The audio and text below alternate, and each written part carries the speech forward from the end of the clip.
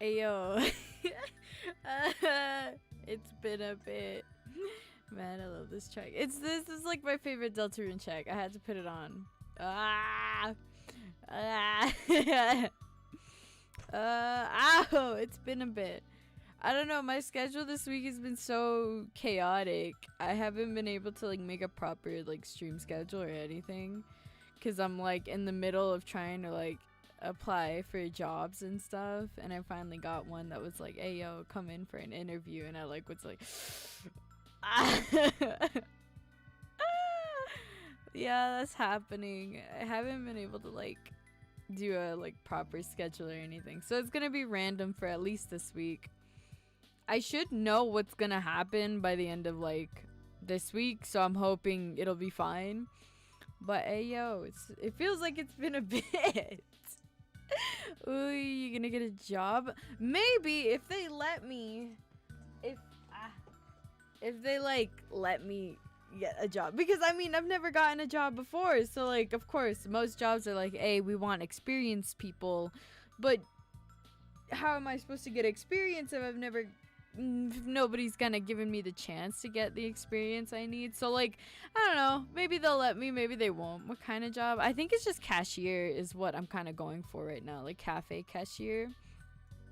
That's what I think I'm gonna go for. This is what I'm trying to go for, but you know the spiel. You know the spiel. I'm just trying my best, bro. Trying my best. So it's chill. Yeah, it's pretty chill right now. I don't know. They just I've just been trying to like go around and stuff like that. You know, just trying to do that. So like the stream schedule lately has been like so, because I was supposed to stream Sunday, but then I was like, man, I ain't feeling good because I just got my like COVID shot the day before. I feel like really sleepy and tired, and so I was like, okay, I'll miss just like one stream, reschedule that, and then I'll go back on Monday. But then all of a sudden they were like, ayo, we want, or no, not even that, my internet like crashed on itself. So I have this like internet extender, and I was using that for the longest time, and I was like, okay, well this is fine, internet extender is working perfectly. And then all of a sudden I like, it's under my feet, so I was like, oh, I bonk it by accident. I'm like, oh, uh-oh, the reset button for the thing is like missing. It's broken and missing, and I'm like, when did this happen? And I tried to plug it in, nothing. It wasn't working like correctly, like at all. It wasn't doing like anything it was supposed to do. So I was like, man, I just straight up busted this with my pure raw strength. So I was like, okay, well this is kind of not cool. I have to cancel Monday stream too because I don't have internet. Internet wasn't working for that day. But I got it fixed as soon as possible. So now we're here. Because apparently tomorrow I'm going to go in for another interview or something like that. And it like ran in right with like my you were too powerful, literally. I couldn't believe I broke it so easily. But I was like, okay, well I'm going to be streaming Wednesday. That's fine. And then like literally at today's like interview, they were like, oh yeah, we want you to like come back on Wednesday at like 7. And I was like, are you joking? I've been like in a string of like really bad luck when it comes to like wanting to stream, and it sucks so bad because I want it so bad, but nothing works out, and it's like, why? Let me have this thing to myself, please. And I'm like, but I was like, okay, well I'll just not put out a stream schedule. I'll just stream today, and then tomorrow I won't, and then like on Friday, so on Friday, I was gonna play what was it? It was like, oh my god, what game was it? It was like Baby Sister Bloodbath or something. It was Baby Sister Bloodbath, and I was like, okay, cool, I'll do that one. And then I realized that the file type, I don't have like a program to like extract that file type, so I was like, no. So I went back and I was like, okay, well, I'll just do this one instead. Oops, did I fuck it up? Oops. I accidentally not, man. And then I was like, okay, well, instead of doing the Baby Sister Bloodbath, I'll do another one, which is, what was it that I got? Oh, Power Drill Massacre that I got. And I was like, okay, that'll work. I can play that. I was like gonna make like a shortcut for it so I could have it on my like desktop, but nah. The like the little picture for the, like the Hey Arthur. How are you? The little picture for like the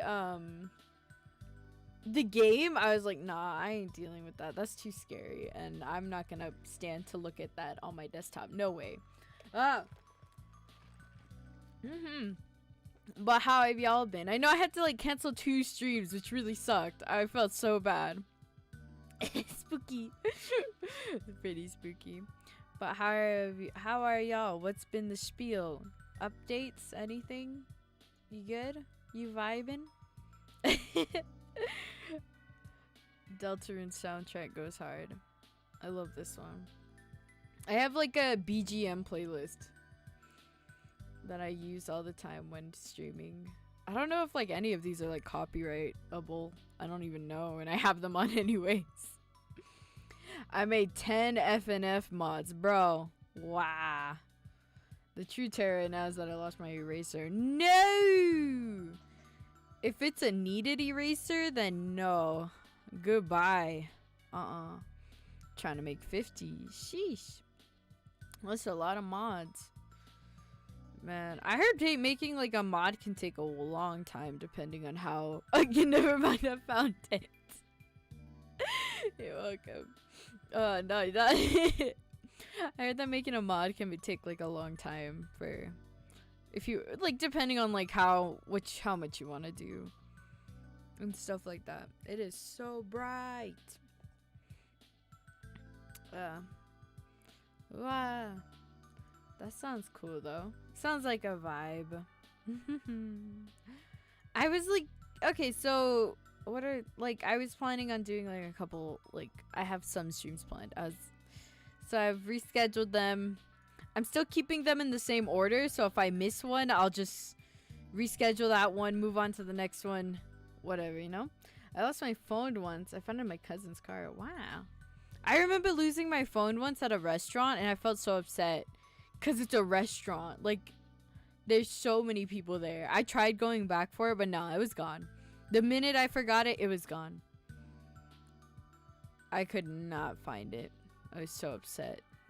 And it wasn't where I was living. It was me visiting, like, my cousin's, like, state. And I was so upset. I was like, are you joking? Here? Now? Wow. But yeah. Still the same thing. I don't know. I think I'm gonna be able to finish. I think I'm gonna be able to finish Our Life today. One time someone kicked my bag with my phone inside and it cracked. No. Oh, that sucks. With your phone. Ah. Shit. That sucks. That sucks hella bad. Ah. Man, I'm just trying to vibe, I swear. Okay. Man, I think I'm gonna be able to finish Our Life. I feel like I've streamed Our Life like non-stop, and it made me feel really bad because I was like, okay, well, people will probably want to see something else. I want to hope they did on accident. I hope they didn't on accident too. That'd suck otherwise. Yeah. I feel like I've like unintentionally streamed Our Life so many times recently, and I feel like, man, other people want to see like other stuff. Like, they don't want to just see me in Cove and like me sobbing over Cove. But then like the one time I like plan extra stuff other than like the usual, I guess, something happens and I accidentally like I have to like reschedule it, which sucks so bad. But what am I supposed to do? Like, so I think I'm gonna try and make this the last episode that I'm gonna do Our Life for, and then I'll just play it by myself. Like, who knows how many more. I'll have like 100 hours by the end of like this week. If I'm able to finish it on stream today. But yeah. What did I do? Okay, so I ended up like confessing to Cove last time because I didn't know if like he would ever do it. I was like, man, this is like the perfect moment, the perfect setting. We're both the same age. I think it is time. I didn't know because I heard that he could confess to you, and I was like, I wanted that, but at the same time, it was just like in the moment. Since then, it's been so. Lamau, today I might skip out on the fun facts. I'll try to find one, but not today. Not my lucky day. No, I felt that. You're okay, bro. You want a slushie, bro? You got a McCafe slushie. Here you go. Take it. That's yours, Gammy. You deserve a slushie. But don't even worry about it, bro. Like, I feel like this week has been so unlucky for me, and maybe it's been unlucky for other people. So we'll just try and vibe and make the most of it. You know what I'm saying? We'll just try and vibe. Let me see. Let me start. I've been like ranting or going off a lot. Okay, let me just open this stuff. Wow. Dun, dun, dun. There you go. There it is. Dun, dun, dun, dun, dun, dun, dun. Oh, goodbye. Deltarune soundtrack. Is it gonna? Oh, no. Of course it didn't load. It needs like two, like What? Okay, there you go. Ding, ding, ding. Ba-da-bow! It might be a little bright because I have like, maybe I should turn off this light source. What would happen? Would it still be good? No, I'll just leave it on maybe. I don't know what I'm doing anymore. I'll just, yeah, there you go. There you go. Yeah, that's fine. Okay, let me see. Load. Which file? Okay, we'll just continue. Okay, hey, DLC time. Okay, so the plan is, fun fact, the first oranges were in orange. Googled this while I tried. Oh shit, what? This bully threw a pencil at me and I did the most sharpest head turn and gave the boy a glare, and I'm like, man, bro. I hate people at school. You're reined in. Nah, bro. People at school suck so bad. Okay, so DLCs, right? I'm gonna try finishing all these DLCs. Hopefully I won't get too tired, but I brought like snacks and stuff just in case. Cause why not? I also got Starbucks as per tradition. Oh. They didn't have like the drink I wanted, so I'm trying like a pink, what is this? Pink guava or something? It sounds very tasty. Bro, pencil being thrown out, scanning someone through the cave and it was an accident. I can't remember if somebody's ever thrown a pencil at me. I would think so. Knowing me in middle school, I would think so. Reflection, hey, bomb. Oh, I forgot we haven't been in Cove's room when he's like 18. Hey! This is so cool. You got a world map? Oh, you can't see it. There's like a world map right here. This is cool. Why are the clothes so flat? That's clothes. Why are they so flat? Okay then. Oh. Yeah. Okay. Ah! After finishing breakfast at the Holden's house, you and Cove had retreat to his room to relax before starting the day in earnest, or perhaps you'd like to take it easy for the whole afternoon. Neither of you had plans exactly, so you're free to do whatever came to mind. These are all like, they really giving us the options now. Really, since we like me and Cove are now like dating. What would I do? No, Rubik's Cubes is wow. You're leaning against Cove on his bed. You fiddled with the Rubik's Cube Cove out around. You stood watching Cove splish idly around their tank. You sat next to Cove on the bed, toying with his hair. You sat on the ground, doodling pictures in the sand scattered across the floor. Does he still have that? Oh my god, he does, bro. Aw, let's look at the fishies. They're tiny ones starting away as soon as they came into view. Big ones drifting aimlessly along. You let your attention wander from one to another, their movements lulling you into a trance. Even with your mind elsewhere, you could tell Cove was similarly at ease. He had his chin propped up with one hand as he scrolled through his phone. A burst of laughter broke the silence, hooking your attention and bringing you back to the present. You looked at Cove for an explanation. His eyes, now crinkled with mirth, were still locked on his screen. What's so funny? He finally looked up at you, smirking. Ah! Bruh! They scanned some photos, old photos, you know? He drew a rectangle in the air with the phone free hand. Printed out once, back from when I was little. He texted it all to me last night, I guess. I've been checking them out. Can I see? Yeah. I want to see.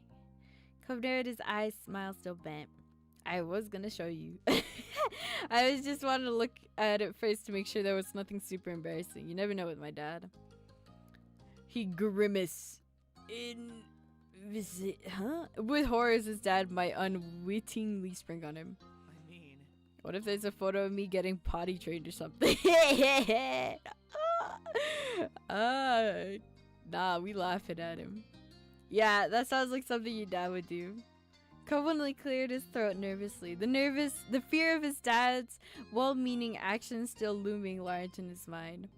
Anyway, before we forget, I was laughing because I came across a Halloween one from when I was 8. The year I was a zombie, remember? Oh! Oh, can we see it? He shook his head, grinning while holding the phone out to you. You walked over and took a seat on the bed next to him to get the full view. Look at him go! Oh my god, wait. Did they take the cast off just for this photo? You're joking. They took the cast off just for... Oh god. I never even liked zombies. All I wanted was to show off my new scar, and it oh, this was like after they took off this. Okay, this was after summer. Okay, oh, I'm dumb because it's Halloween. Ah! And it needed to be something scary. I couldn't be a normal person who had a scar, according to my 8-year-old mind. I was a little dark. Dad really wanted to be useful as usual. He came up with the idea of being an undead person. It's pretty good, right? Huh? Man, that's good, but my costume that year was better. Liz was so grossed out and Shiloh was terrified. Man, I was so jealous of that look. I remember you getting lots of extra candy when the adults realized the scar as well. It was hard seeing your arm like that. Nah, he was getting extra candy. It must have been your greatest Halloween haul ever. Co chuckled at your reply. I can't believe how much larger my scar used to be. Scars seem cool, but I'd rather stay in one piece. I have a scar. I think scars are pretty cool. I have one like right here on my elbow. It's still like hella like, let me like, wait. Yeah, it's still like hella there. You can barely see it. No, you can kind of see it. You can roughly see something there. You see that? That's a scar on mine. I broke my arm there. He looked down at his arm, a soft smile on his face, and traced what remained of the jagged line with his fingers, just as you'd seen him do countless times before. His voice was playful when he spoke again. Look at how tiny it is now. How am I going to pretend to be tough without a big scar? Lie. Cove, you never fooled anyone. You're relieved that he accepted and even liked the scar. It's a... Ayo, Tronics! Ayo! Oh my god, hey, how you doing?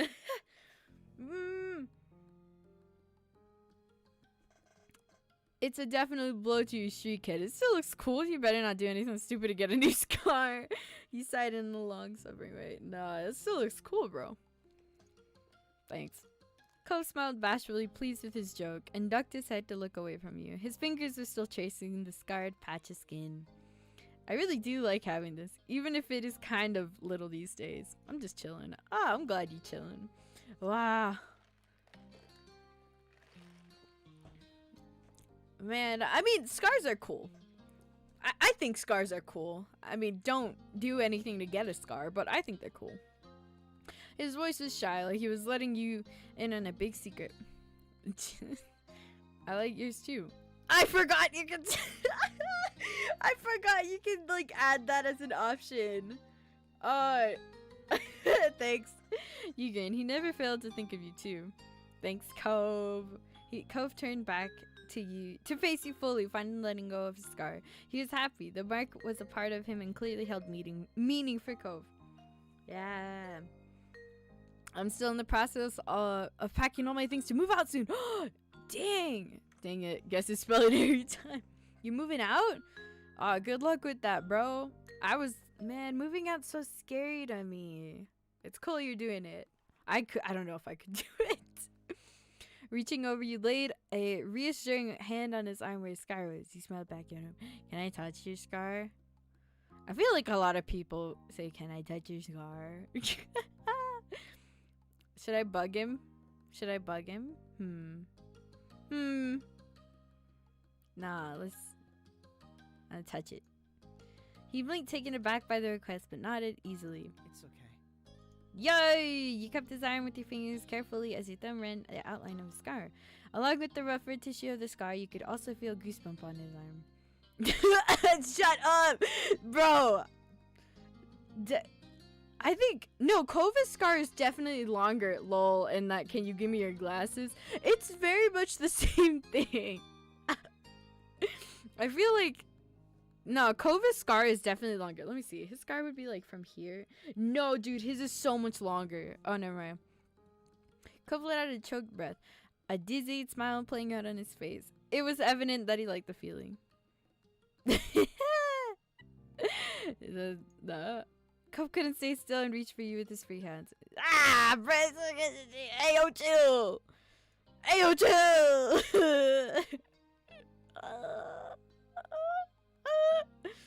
Dude, chill out. I can't read that. That's so... You know the feelings. And then you're meeting Coves and you do the feelings. He laid his forehead around the ticket face. I hesitate. That's right. So I'm going to sit up over here in a second to be this. Okay, we're good. That seemed to break the spell, though he stayed close to you. Cove sat and came to his senses. Your eyes drifted back to the scar on Cove's arm. The scar... Dang, he's not waiting. No, he is not, and that took... wow. The scar had been there as long as you'd known Cove, though when you first met it had been concealed by a pink neon cast. I can speak. So? You wanna hear how it happened? How was there... How? Wait, he's gonna tell us. Oh. You were initially stunned that he'd guess what you were thinking, though given the topic of conversation and the direction of your gaze, it was a natural conclusion to reach. Not bothered by your reaction, Cove continued with a shrug. I don't mind telling you, it's nothing special. He rode the back of his neck, grinning sheepishly. Mostly, it's just really dumb. You nodded. It was something you'd like to hear more about, especially knowing that no lasting harm had come of it. Cove stared into the distance, lips parted as he readied this story in his mind. So me, my dad, and mom were at a party. I don't know if it was a casual... This is kind of sounding like how I broke my arm. So me, my dad, and my mom were at a party. I don't know if it was casual, get-together, or specific celebration. I hope it wasn't for something meaningful considering how it ended. He winced and managed a bashful smile. Anyway, this is sounding so similar to mine. Okay, I'm gonna tell... Okay, should I tell mine first? And then... Okay, I'm gonna say mine first before Cove says this. Okay, I was at... How I broke my arm. I was at a birthday party. It was like my birthday party. And I was like... Hee hoo hoo. I'm gonna check out this like unbuilt slide that was there. And my mom was like, okay, you're gonna be in charge of the kid, Dad. So my dad was like, cool, let me go talk to the other adults and not pay attention. And I was like, oh my god, look. He wasn't even paying attention. I was like, oh my god, look, I'm gonna go on this slide and it's gonna be so cool. And apparently, like, I didn't... Okay, so I went up the ladder there's like, okay, so I went up the ladder. There's like that part where you're just supposed to like walk across, and then like the little slide part, right? And I was like here, and then all of a sudden I go, whoa, and I fall off like the part where you're supposed to walk, and like all you hear is like me screaming like, "Ayo, I broke my arm. Ayo, ayo." And it was like that. This is sounding so similar to like how I broke my arm when I was like 3, bro. He was at a party, I was at a party. His mom and dad were doing other stuff, talking to people. My mom and dad were doing other stuff, talking to people. What the hell? I want to see if it's the same. Okay, I was left with other non-adults. Most of them were older than I was. Maybe all of them were. Okay, so he was left with people. He was left with people. There's a difference. His brow furrowed as he tried to recall dusty memories. Then he shrugged again and continued. The older kids were taking turns on the jet skis. There weren't enough time for everyone to ride at once, so in between turns they were hanging out on the shore. I was meant to just sit there and watch them. Okay. Remember when you first met Cove, you bet he hadn't been satisfied with that arrangement. He confirmed that suspicion. I was pretty unhappy. It wasn't a party for me, not when all I could do was look at other people have fun when I couldn't. The teens must have realized that, though. I never hid when I was pouting as a kid. I know that. Only when you were a kid. He pissed off. Come with embarrassment. It looked pretty sulky to you. Come on, let me finish the story. Alright. Cove sighed, letting go of the interruption and picking up where he left off. Basically, someone offered to let me ride. I was way too small to drive it myself, but this older kid, they must have been at least 16 so that I could sit in front of them while they controlled the jet ski. So he broke his arm on like a ride. I kind of broke my arm on a slide. Maybe difference, unless you both consider them like playthings, equipment, huh? I knew I wasn't supposed to be doing anything like that. Still, I figured my parents are doing whatever they wanted, so why couldn't I? I nodded at the person and remembered the other teens helping me onto the jet ski along with the one driving. We sped off into the water. Cove smiled widely and wistfully. It was amazing at first. My hair was flying everywhere. We zoomed away from the shore. I love being out there on the water like that. Too bad it turned out steering a jet ski with an 8-year-old sat on your lap was harder than a bunch of kids figured it would be. Ugh. The team tried their best, but they couldn't keep control for long. We got spun around and went right into the sand. He sucked a deep breath. The other kid wasn't hurt, thankfully. They held onto the bars and stayed in their seat. I didn't. I was thrown at full speed into a rocky part of the shore near the dock. I must have braced for impact to catch myself because my arm is what I mostly landed on. He looked down at the limb in question. You could see him visualizing the long-healed injury. It was pretty torn up. After that, it's hazy for me. I got taken to the hospital. I didn't feel a lot of pain when it happened at first. Yeah, when you first like break your arm, I don't know. It's been so long that I can't remember, but I don't remember any pain like at all. Like there's no pain at all from what I remember. Either my brain's just blocking it out, or like there was just not pain. Like you didn't feel a lot. Exactly like that. All I can remember thinking about was how I was covered in the sand and all the grains were uncomfortable. The sand was uncomfortable? Cove chuckled. And alright, I did start feeling my arm later. It definitely hurt eventually. The doctor said my arm was broken along with being torn open. That's how I ended up getting my pink cast. He smiled nostalgically. That color, it seemed just nice and happy all the time. It brightened the mood, so I picked it. Well, maybe it was shock that numbed the pain. I think it was shock that numbed the pain because I don't remember it being that painful at all. But also, it's been years. It really could have been really painful and I just don't remember. But yeah. The smile faded. He finished the story with a sigh, his eyes downcast. I feel bad I did any of that. I hope whoever that teen was, they weren't traumatized by seeing a little kid go flying into the ground. They were just trying to do a nice thing. Cove threw arms out to the side dramatically.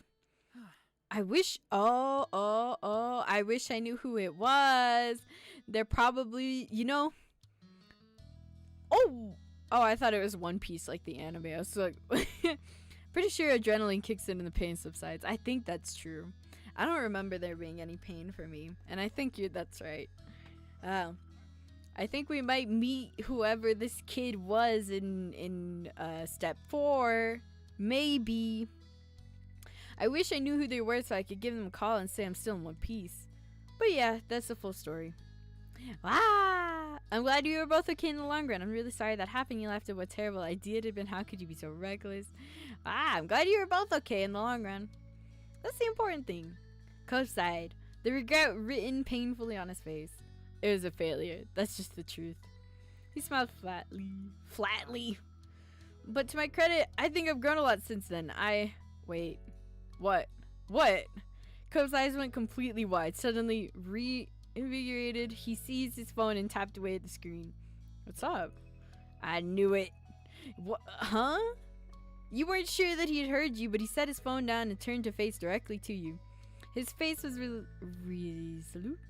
Though the glow of the screen was no longer reflected in his eyes, they seemed to sparkle even brighter than before.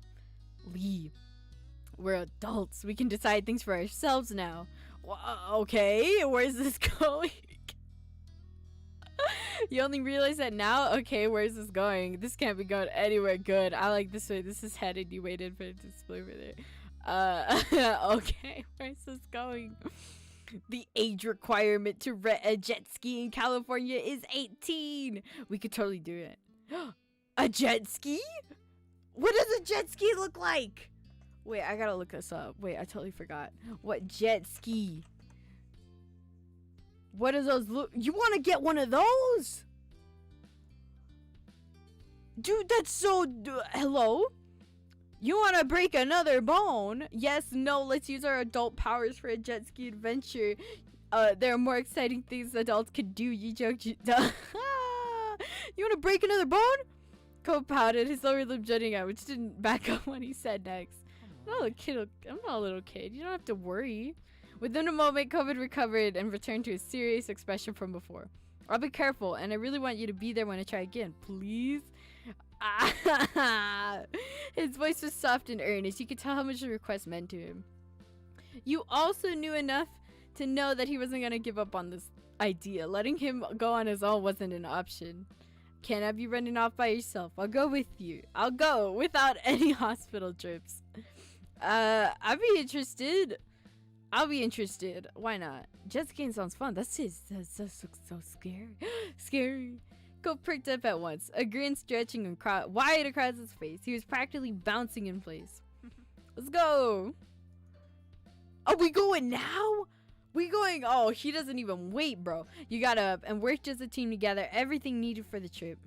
Cove's other aquatic hobbies came in handy. He was quickly knitted out with everything he needed other than jet skis themselves.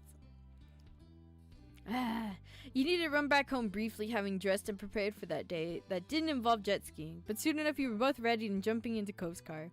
As you got in, you learned that Cove had used the brief time apart to locate a rental store on his phone. He's like, now, we are doing this right now. He is so like, wow. He didn't even plan ahead. He was like, now we're going. You caught his eyes. You clicked your seatbelt into place. Excited, you held out a hand. Cove slapped it in a high five before setting off. Oh yeah, this place! You and Cove soon arrived. The ocean was perfectly spontaneous. That's the word! Spontaneous! The ocean was perfectly inviting today. The deep blue of the water glittered under the clear sky while the tide rolled in and out at its leisure. I'm so excited for this. Wow! Nah, bro, it's chill. Yeah, you felt a chill of fear. You were really doing this. Spouting your uncertainty, Cove gave you a reassuring smile. Hey. Oh, hey. Want to say hi to my dad while we're here? I've already texted my mom about the plan. He's working right now. Oh, okay, sure. You remember how close his shop was. It wouldn't take long, even by walking. Sure, we can do that. Mr. Houghton was a great guy, so you're happy to check in on him. Sorry. Thanks. Sorry it might be kind of awkward when he hears why we're here, but it should be alright. I mean, my parents forgave me a long time ago for that amazing stunt. I don't want to be scared off jet skiing for my whole life because of it. This time, the one he seemed to be attempting to reassure was himself. It was only a short walk back down the dock to Mr. Houghton's scuba shop. Scuba shop. Does he own this place? That'd be cool if he did. Cove breezed in, as familiar with the shore as he was with his own home. The place is quiet, empty aside from a couple customers quietly browsing and Cove's dad behind the counter. Mr. Holden looked up, his friendly expression spreading into a grin when he saw who had just entered. Hey! Highly, hey Spurt, it brings you all the way out here. He cast an eye at the way you two were dressed. Judging by how you're decked out, I'm guessing scuba diving? There's plenty here for that. What can I help you with? He's gonna be like, we're going jet ski. Cove chuckled, amused by how quickly his dad seized on a favorite topic. Or maybe it was just how his dad always fell over himself trying to be useful. Dad, we're not doing that. We're not doing that this time. We sort of decided to go rent a couple of jet skis.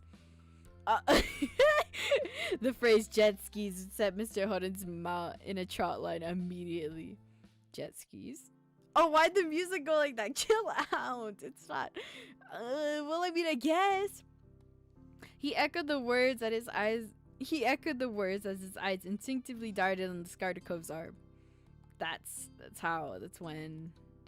Mr. Holden started to speak several times, each attempt quickly abandoned. Cove smiled encouragingly, trying not to add to his father's worries.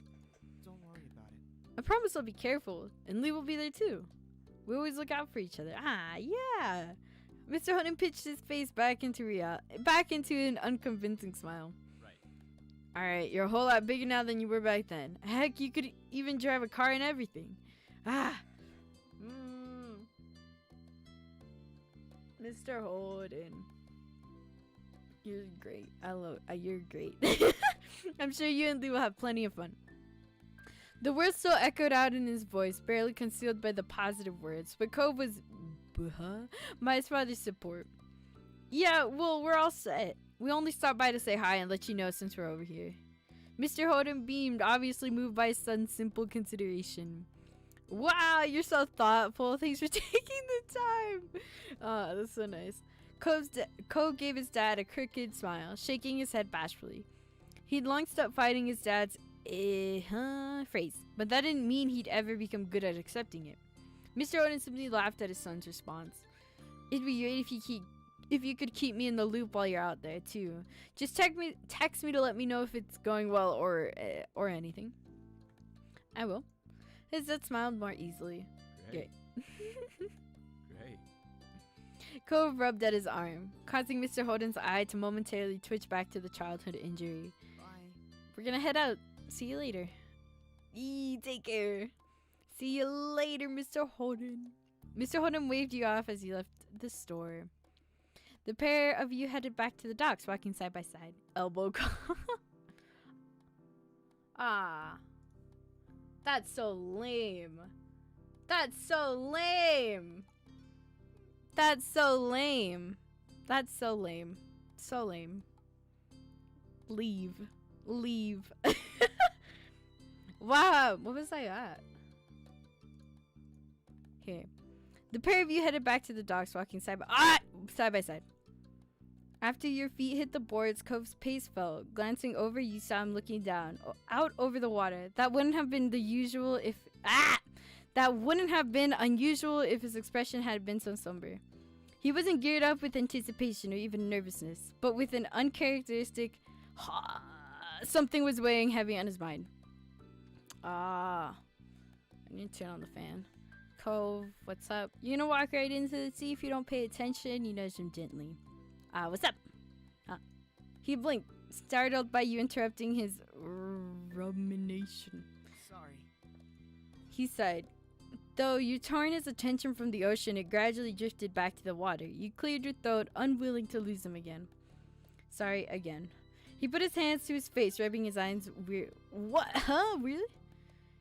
Here I go, thinking everything's resolved and what's happened, and we can have fun, but I can't enjoy anything. I had to find something else to get stuck in my head. You're having second thoughts about jet skiing? No. No, that's not it. What's up? The ends of his lips are drawn into the beginning of a frown, like gray clouds clustering. Rumination? I think so.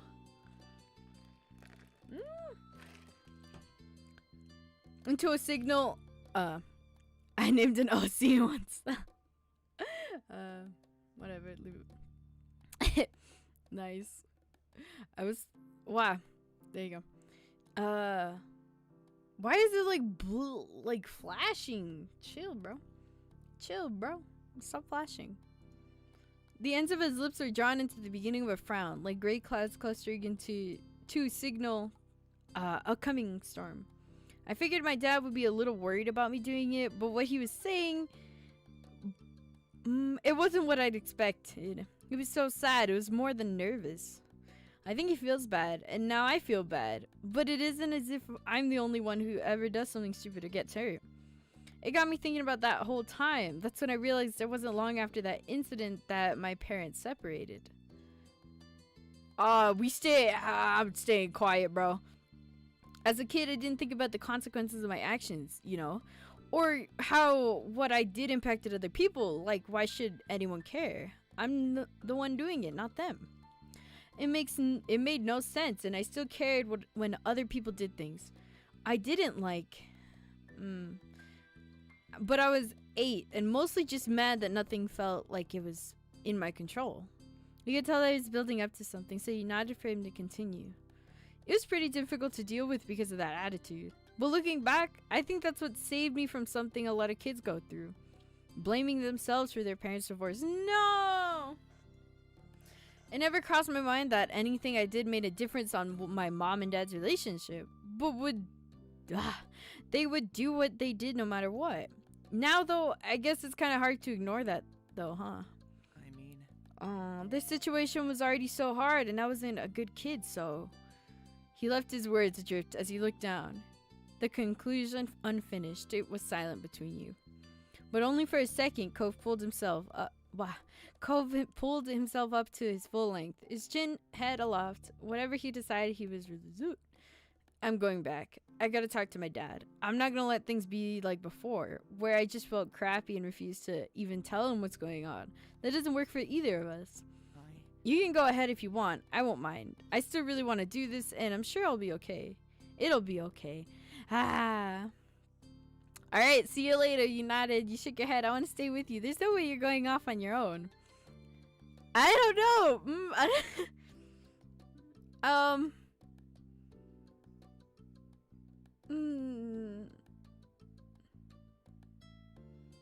Nah, let's stay with him. Nah, let's stay with him. We always look out for each other, remember? Cove smiled gently, having wanted that deep down. Thanks. Let's go. Let's go! Mr. Holden, we're back! You and Cove retook your steps down the docks once more, headed back to Mr. Holden's scuba shop.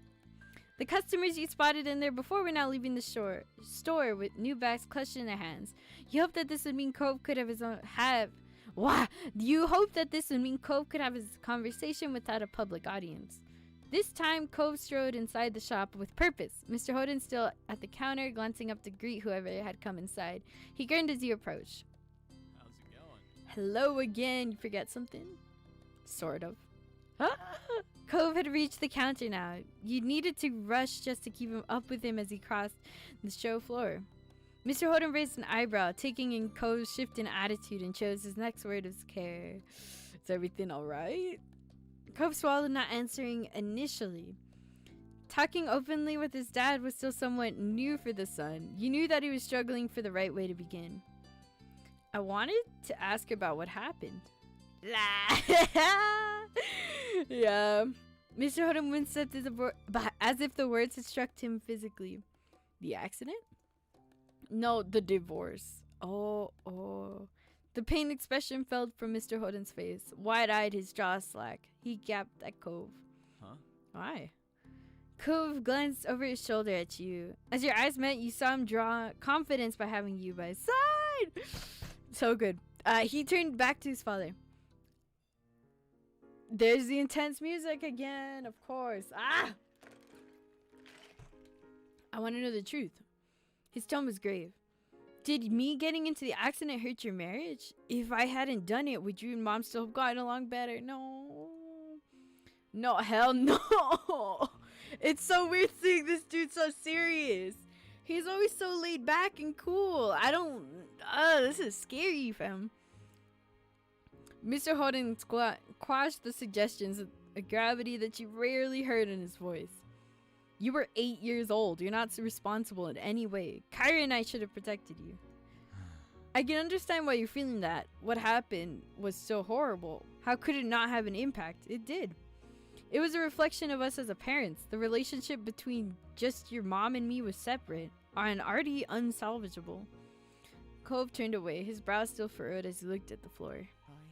Maybe I'm being anxious that it's taking over, but it wasn't just then. I always cause problems.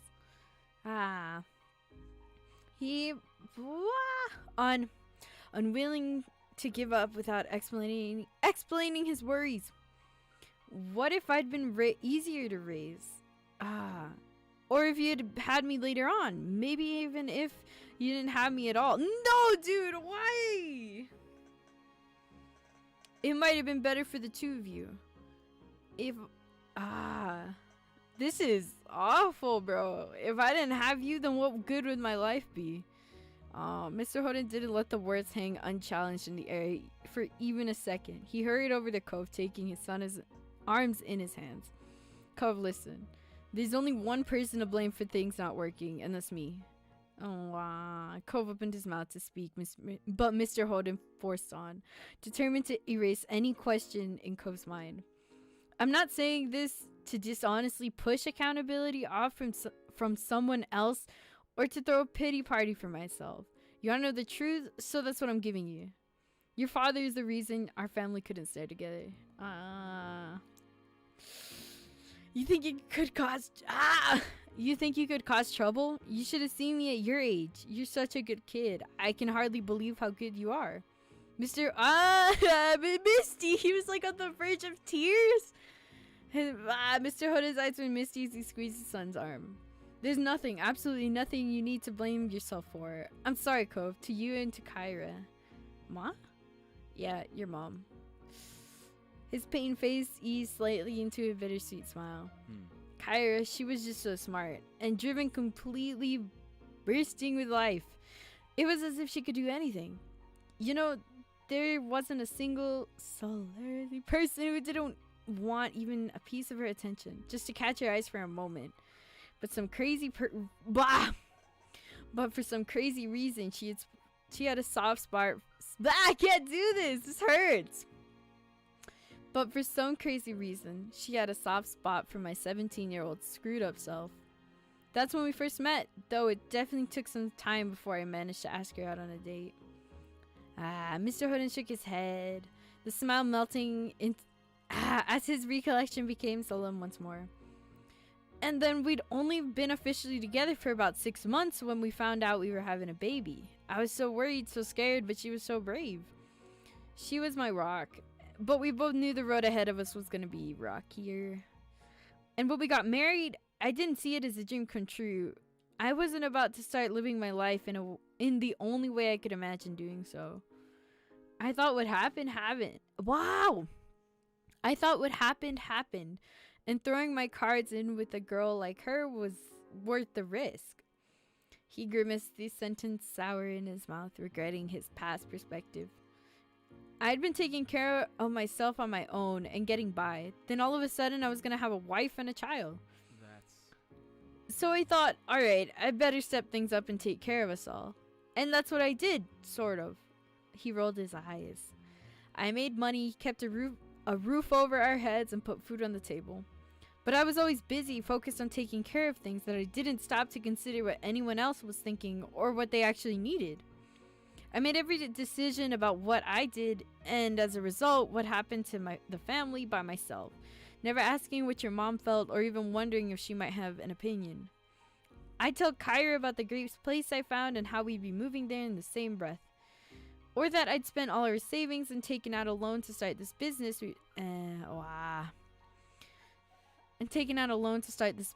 were standing in. And even more nonsense. I felt like anything I felt I needed to do, I did. Kyra couldn't even ask where I'd been all day without me rolling my eyes like she was being a nag. I was making sure we didn't starve, obviously, right? Couldn't she trust me? He sighed, his head hung low. She went to a school part-time while raising you, really knuckling down, but that didn't matter to me back then. She could have spent her days lying in bed, not dying, and I would have felt the same. I didn't care. I was gonna get it all done on my own either way. It's so stupid. I admired her more than anyone when there was nothing at stake. Yet as soon as responsibilities were involved, I couldn't let myself rely on her. He combed a hand through his hair, searching for an understanding of his own younger self. I'm not even sure why. Maybe I had something to prove. Maybe I'm the one who didn't trust her in the end. Poor Kyra. She had to spend every day mentally weighing the pros and cons of putting up with my horrible ideas for the sake of peace, or trying to explain to my blockhead self what I was doing wrong. It must have been so stressful and frustrating, constantly having to let everything go because I was stubborn and absolutely would make a fight out of it. He snorted bitterly. I was definitely stuck in my head a lot those days. Our relationship at that point was made of arguments and cool tolerance, but I still genuinely didn't see the divorce coming. We made it through the first few years, and after that, I never really considered it ending. It was just how life was. In retrospect, it's clear Kyra kept thinking on it more every year, especially because she managed to finish her journalism degree, and with us being more stable financially, that is. She thought of everything. She even timed it right when your school ended for the year, so the process would hopefully be all settled before you had to worry about class again. We were already talking about it before the accident ever happened. I know I took it really hard being all a sad sack around the neighborhood, but even that is unfair to me. When it shook out, I'm the one who got everything. Kyra didn't want to leave you, Cove. She never would have. I'm certain she felt like she had no choice but to end the relationship. The business was doing really well by then, so I had an easier time making a living. She was between jobs, and when she did get a new job, it meant she'd be traveling all the time.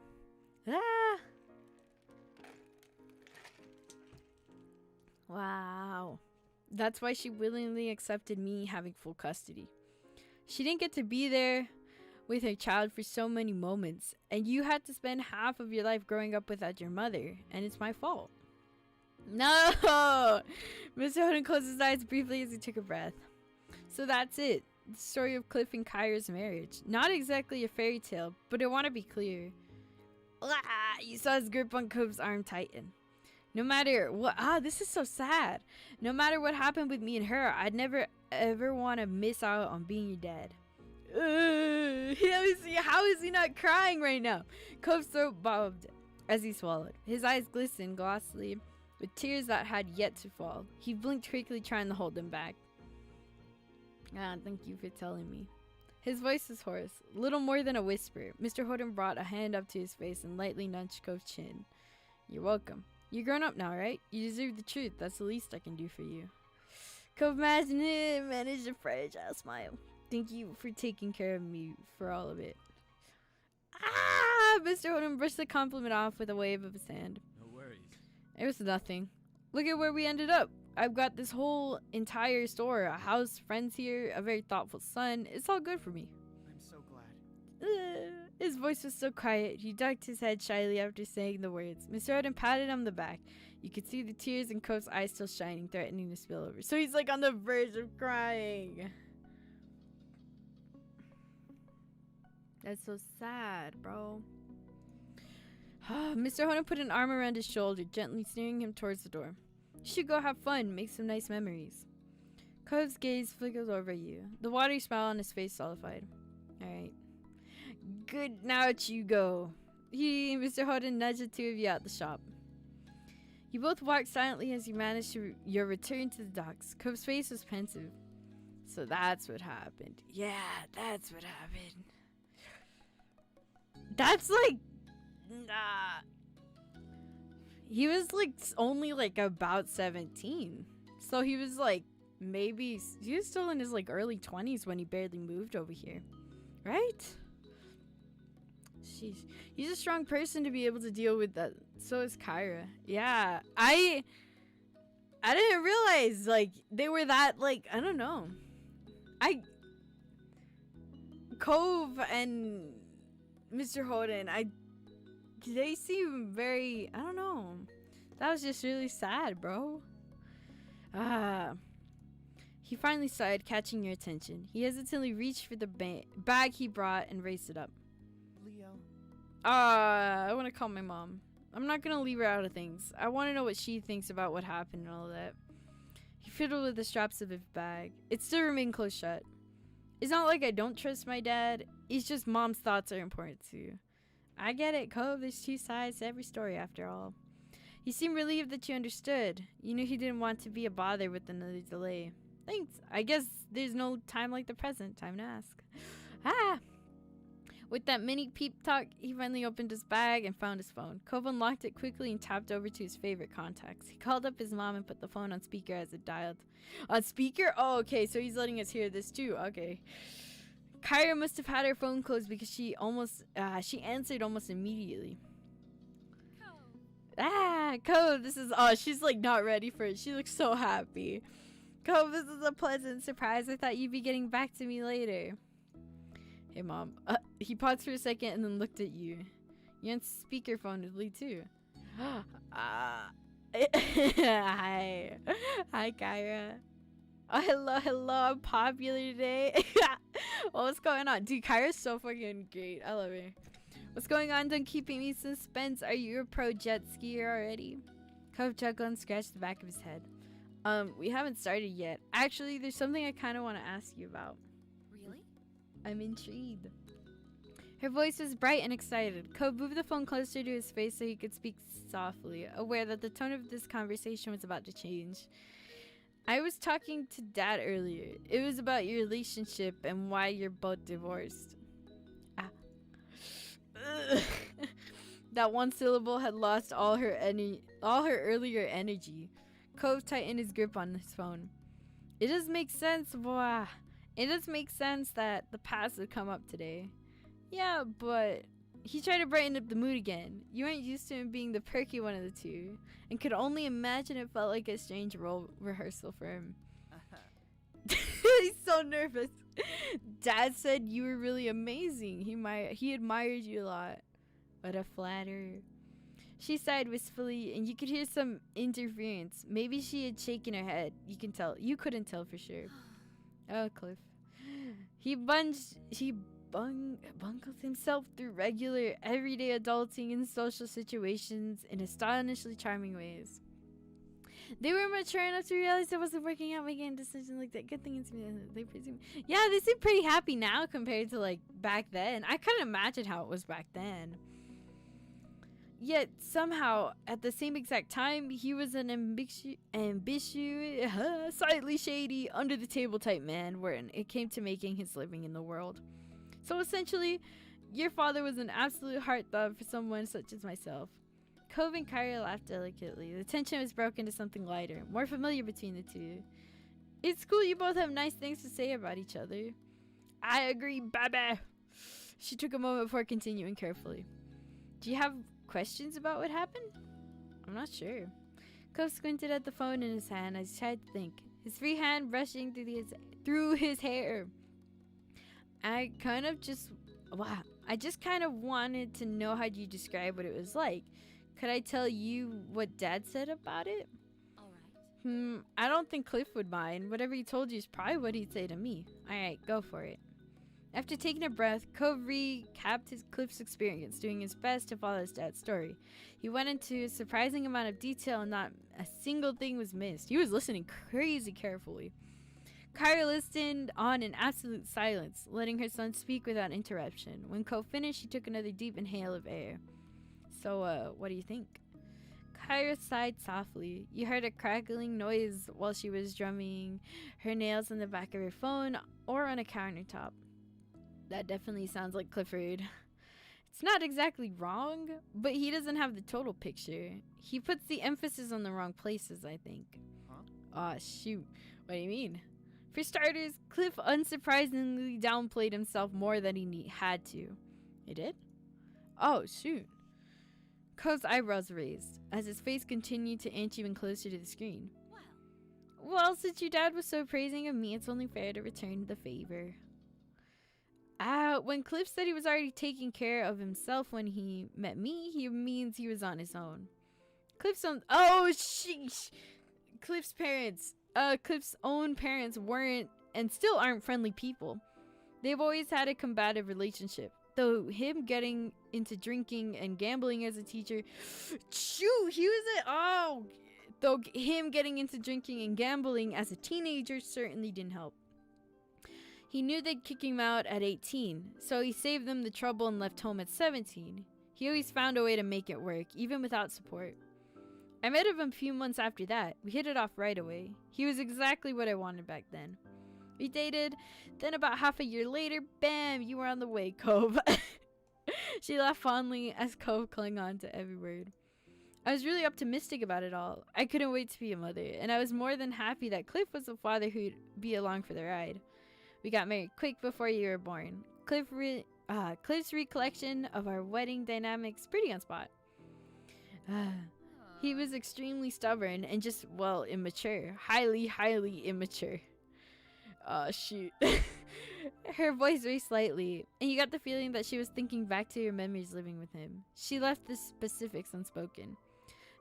But it's not like I was grown up either. Everyone except maybe Cliff could see our relationship was no good. Or at least not good enough yet to commit to. I knew, but I didn't want to give it up. I wanted to keep the family together. I thought that if we were divorced or were never together, then we'd be ruining your life, Cove. Obviously, that wasn't true. I just didn't have enough experience at the time to realize there was only one option for us. Maybe things would have been easier on you if we had split up when you were still a baby, but it took me years to start figuring it all out. Cove nodded, even if his mom couldn't see it, thinking hard about something. He was likely remembering his own experiences back then. We were married, but never seriously loved each other. We hardly knew each other. I don't mind that Cliff never viewed marrying me as some kind of dream come true. I honestly just appreciate that he tried giving my hastily made life plan a shot. I was the only one who... she was the one that proposed. She was the one that did it. Oh! I was the one who proposed after all, got down on one knee and everything. She huffed slightly, something between a chuckle and a sigh. It's very funny and a little sad that Cliff still doesn't know why things changed between us. It's obvious to me, and I guess he does know deep down. He just never consciously made the connection. I'm not even mad that he didn't stay the same towards me. Love makes everything different. But you said... I know what I said! She interrupted before Cove could even finish his blurted out interjection. I don't mean Cliff and I. We were just two kids in a relationship that only ever worked when it was at its easiest. And then you were born, little Cove James Holden. Oh, I didn't know his middle name was James. I loved you immediately, and so did your father. Cove was stunned. His eyes started watering as his mouth clamped shut. Ah, dude, this is gonna break him. The inclination we had towards each other paled in the face of that. Our love to you is the real deal. Cove was the proudest papa. Oh no, not Cliff. Cliff was the proudest. No, I messed up. No. Oh, he's crying. And then in true Cove fashion, tears began to fall. He stayed silent, but you're pretty sure Kyra knew the effect her words had on her son. No matter how much time passed, Cliff never got over how amazing it was that such a precious little boy was his. I should have taken pictures of how he'd puff up whenever someone referred to you as his son. She sounded much cheerier now. A slight smile crept on Cove's face despite his tears. Then again, he still does that now. It wasn't hard to imagine Mr. Holden lighting up around baby Cove the same way he did with 18-year-old Cove. I remember how when a real argument started brewing, Cliff had a habit of walking away to cool off. If he wasn't able to handle it. His son seems to have taken after... Dude, Kyra, chill. Kyra, oh no. His son seems to have taken after him in that way. You heard her chuckle, and Cove looked down. A blush clear on his cheeks. You could just feel her smirk through the phone. She breezed over the next section airily. For a whole relationship, he always ended fights by skipping out on me for who knew how long. I don't even think Cliff knew when he'd come back. That stopped when you were born. Cliff stopped running. He was still gone a lot for work, and when we still had fights, but he wouldn't leave. Instead, he'd go to your room, Cove. If you were asleep, he'd just sulk on the ground by your crib until you woke up. Sometimes he'd pace the room while holding you, or sit on the floor and rock you. He'd stay with you until one of us decided we were ready to talk again. We didn't have a lot of furniture back then. That's part of the reason why Cliff was always hanging out on the floor. He really came to embrace it. When our relationship got bad enough that we didn't want to share a bed anymore, he always made sure I got to have the mattress. He instead set up a spot in the corner of the nursery just in case you needed anything through the night. He gave you a more private space when you got bigger, but he'd always made sure he could still be there for you. Shoot. There's no denying. Whether Cliff understands or not, he made his choices without prioritizing me. But it wasn't that he suddenly hated me. To Cliff, I was only a wife on paper. In his mind, I was a cool girl he had dated and genuinely liked. Nothing close to being the light of his life. All his blood, sweat, and tears weren't for himself or me or even the family unit. They were all... No, I'm gonna cry! They were all completely and totally for his baby! Meanwhile, I was doing the same, though in the opposite way. I did take us being married seriously. I was trying to force us together as a couple so you'd be a complete family for our child. You felt like a fly on the wall of a very on a very personal conversation. Cove didn't seem to notice when you looked over at him. His face a complicated patchwork of emotions. Eventually, I woke up and saw what I was doing. I realized it wasn't going to work, not like that. When I was ready for it, I talked to Cliff about separating and starting up the divorce process. He was shocked by it, and unfortunately, it wasn't too long after when you had your accident, Cove.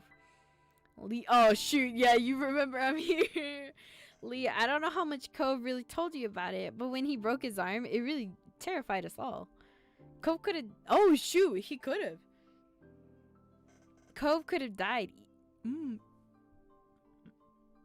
my god. Even back then, we knew he'd likely have a permanent scar he had to live with forever. Our parenting hurt our child, and he was the only one who'd have to carry the repercussions. You've been taken aback to be referred to directly. You still felt a little out of place, and she seemed completely focused on her son. Cove grimaced at the hand holding his phone shook. Mama. Kyra continued as if she'd never paused. It was heartbreaking, and then on top of it all, we had to put you through your parents breaking up. Taking that back wasn't an option despite the timing. It felt like everything we had worked so hard for to make you happy was for nothing. I chose to believe that we'd fix our lives from there, but to Cliff, it seemed hopeless. He failed his son. It was easier for me in some ways. I had my family to lean on. It made me feel less daunting, less impossible. Bro, if someone had this combo in front of me, I'd feel like such a third wheel. No, this feels really awkward, dude. I was like into it, and she was like, "Oh yeah, you're still here." Like, hello? You don't have to mention me. Just forget I'm here, please. Do not at me in the middle of this really dark conversation. Cliff had only really known being on his own by the happenstance of his birth and then by choice. When we broke up, he knew he was going to have to put back the pieces of what was left alone. I wanted to be there for him even after everything, but I was the one divorcing him. It was impossible. I never managed to be someone he truly relied on, and I had to remember that wasn't changing. As bleak as it felt at the time, Cliff still tried not to let any of that show to you, Cove. He did what he could to keep your spirits high about the move, your new house, the scar, everything. So that's why. Cove trailed off. He had misunderstood the impact of his injury had on his parents. You're reminded of something that made more sense now. Mr. Horton had been so helpful with Cove's old Halloween costume because he didn't want Cove to be saddened by the scar. It was clear Cove was coming to the same realizations. Now, with all that said, if Cliff was completely perfect and a wonderful guy, I wouldn't have left him. If it was even pretty good, I would have stayed. It was hard not to have custody. Sometimes I felt like I was a fun aunt rather than the mom I had always wanted to be. I might have overcompensated a little at times because of that. She forced a laugh, but it had an unfortunate edge to it. You could tell she was trying to blow off a very real anxiety of hers. Cove looked more ready to say something, but his mom kept talking, kept moving forward. Still, it's not Cliff's fault alone that our relationship didn't work. We were always better as co-parents than spouses, but I knew when separating that it wasn't going to be even. In Cove, the only reason I could stand not being there for you all the time is because I knew that if the situation was reversed, I could have provided a more stable environment. Cliff would have done the same. Your dad would give up his house, his shop, even his right arm if it would guarantee that you're safe and happy. So, as painful as it was, I was sure you'd be okay because you were still with someone who loved you more than anything else in the world. Dude, now he's bawling! He's crying really bad! Cove lowered his head, tears falling to the ground. He tried to speak. It took him a few tries. Thank you for telling me. His voice cracked, and Kyra made an alarm sound on the other end of the line. I'm sorry, baby. I didn't mean to make you cry. I get it. It's okay. He was still crying. Everyone could tell, being physically present or not. I love you, Mom. You've always been my mom, not just some my mom. Her voice was thick with emotion. She was at the edge of a voice break herself. I'm so lucky to be your mom. She started to sniffle openly. Don't worry, Mom. Oh, she's crying. She's gonna cry. Don't feel bad for me with how it worked out. I promise that none of it was your fault.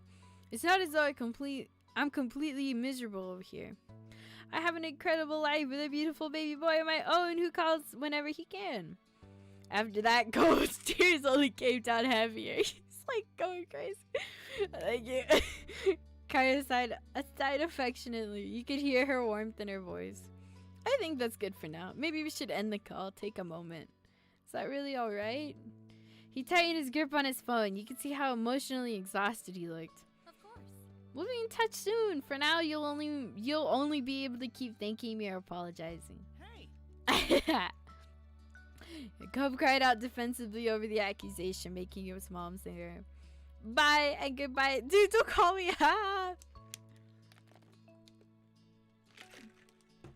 I'm so happy to be your mom, lol. I've heard this so many times before. I love my mom. It was Mother's Day, like, who knows how? Like 2 seconds ago.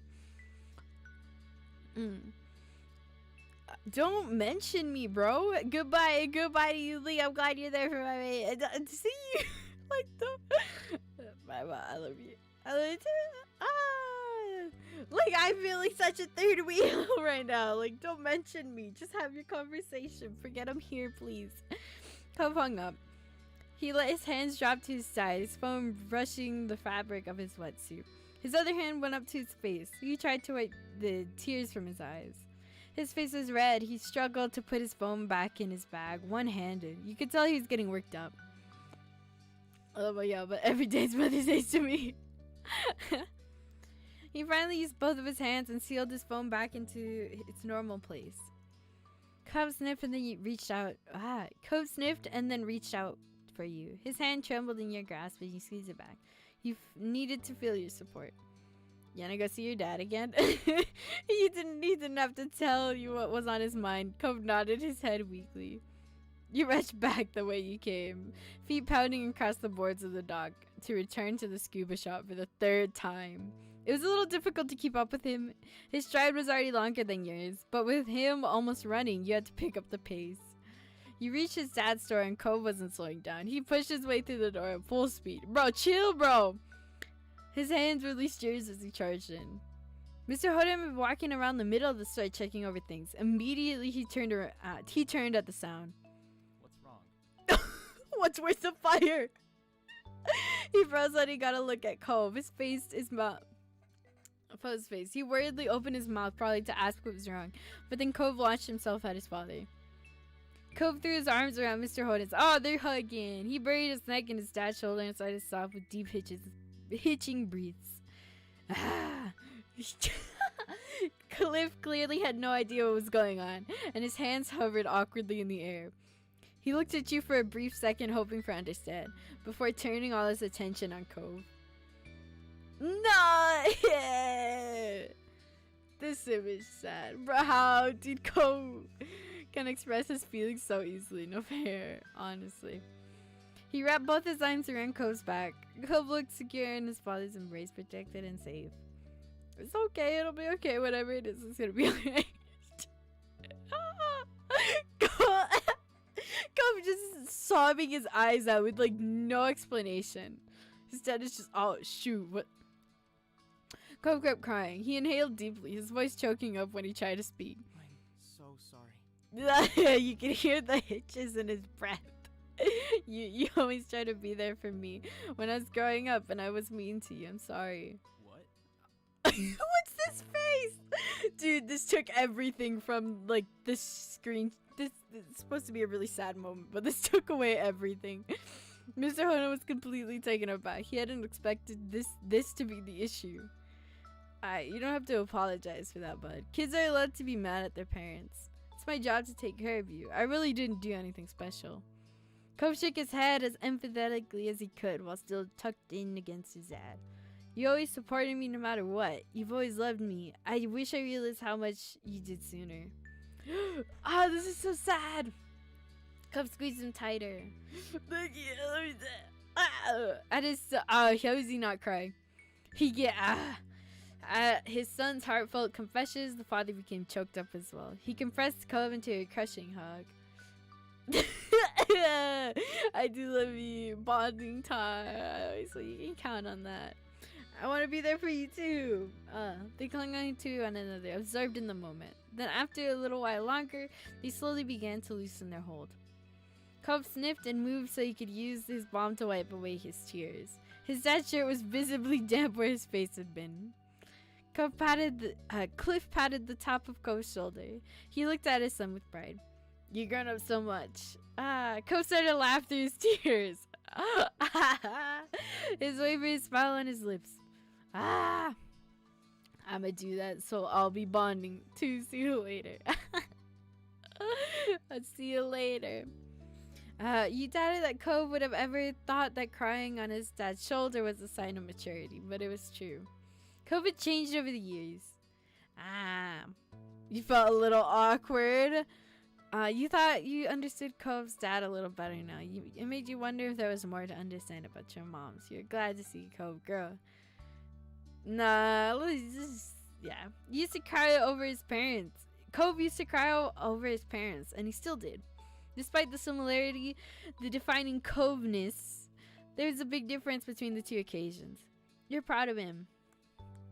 Cove wiped at his eyes again. You're a good dad. You're a good son! Mr. Cove was plainly touched by the words. He beamed at his beloved child. Cove looked away and shyly traced his scarf. Cliff chuckled and released Cove to rub the back of his neck. The earlier panic had bled off and left the confusion. I'm glad we had this talk, but what was it that made you cry in the first place? You weren't too bad off when you left before. Cove ducked his head further down, getting a good look at the scruff marks on the floor. I called Mom. I wanted to talk to her about all of this. He kicked one of his feet shyly, swinging it back and forth against the ground. Things felt really hard when I was younger, but it wasn't just me going through stuff, Dad. You never give yourself credit. No! Cliff smiled gently and gripped Cove's shoulder with reassurance. Kyra's an amazing person to come to my defense. For me, it was the only hard part was seeing you and her unhappy. Everything else, that was nothing. He wrapped an arm around Cove's neck for another side hug. Cove leaned into the embrace and glanced up at his dad. Your old man is tougher than he looks. Check out how powerful these arms are. And this is 10 years on. I was in my prime those days. Cove laughed. It was a light sound, full of fondness. Okay. He quieted down a little, finding a quick moment of seriousness. But thanks again, Dad. I know you don't want me to feel bad. You don't want me to feel bad. And I'm happy because of everything you and Mom did. I have a real nice life. Dude, doesn't he have customers? I'm gonna cry. Mr. Hoden, countenance became more serious. He didn't take what was said lightly. Cove, you're very welcome. That's so good to hear. Then he let Cove go again. This time they both took a step back to the normal proximity. Mr. Holden cleared his throat. He looked around. Oh, don't look at me, dude.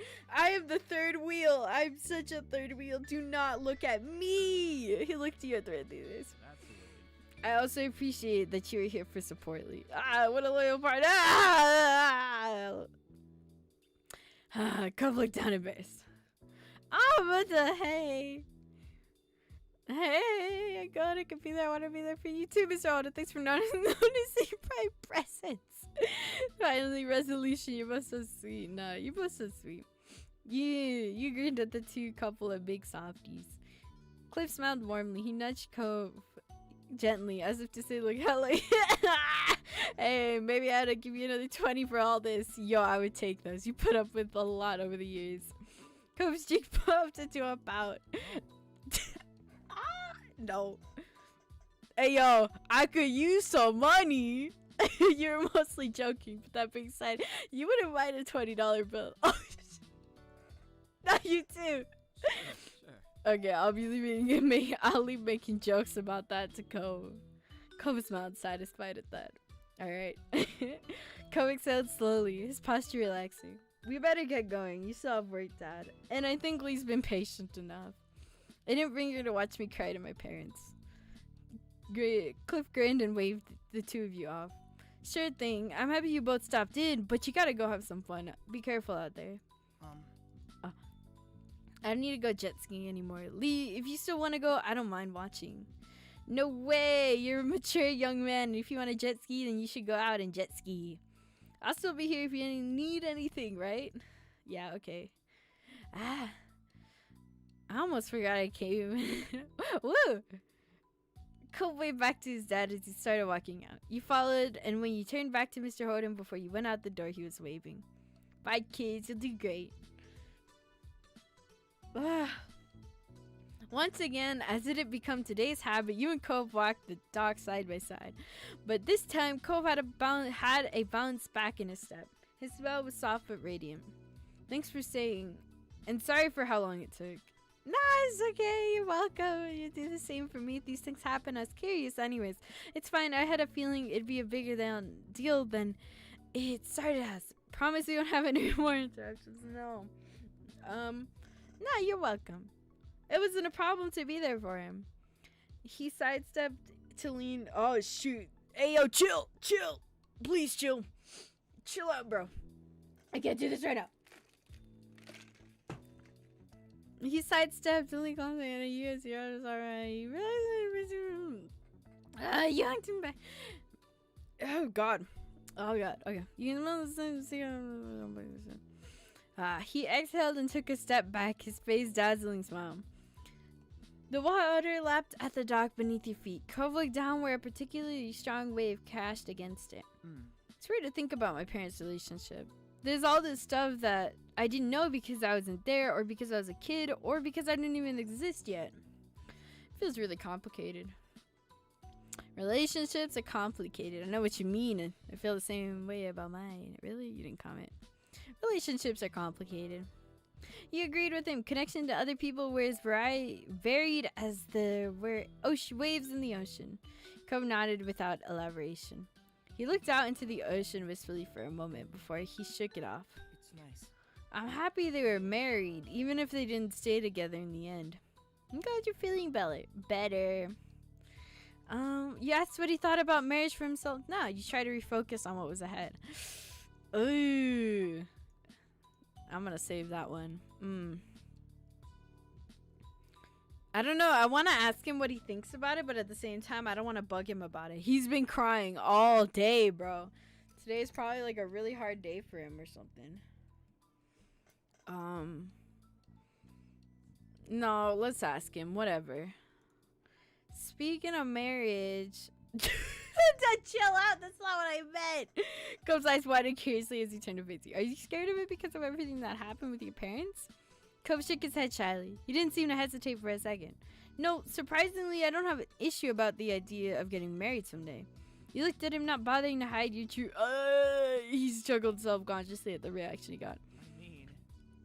I mean, don't get me wrong. Trying to actually propose would be terrifying. I'm sure planning the whole wedding would be so hard, especially for me. But just the thought of having someone I loved that I was married to, that I'd spend the rest of my life with, that doesn't scare me. It makes me happy to think about. Well, I'm glad that he doesn't think about it badly. The both of you stuck smiles at each other. What about you? Would you ever want to be officially married someday? Would I? Yeah, it's something I really want someday. I don't ever see myself ever getting married. I'm not sure. I'd only get married if I found someone real special. And I haven't even thought about it. Nah, I'd only get married if I found someone real special. Yeah, that one. The only wedding you can picture is with the perfect partner, someone you love dearly. Cove! You'd never get married just to be married. If you were gonna get married, it would be to someone that you truly cherish. Oh. He quickly decided to change the subject after that admission. Alright, no more distractions. Let's go. It's time to jet ski. Let's do it.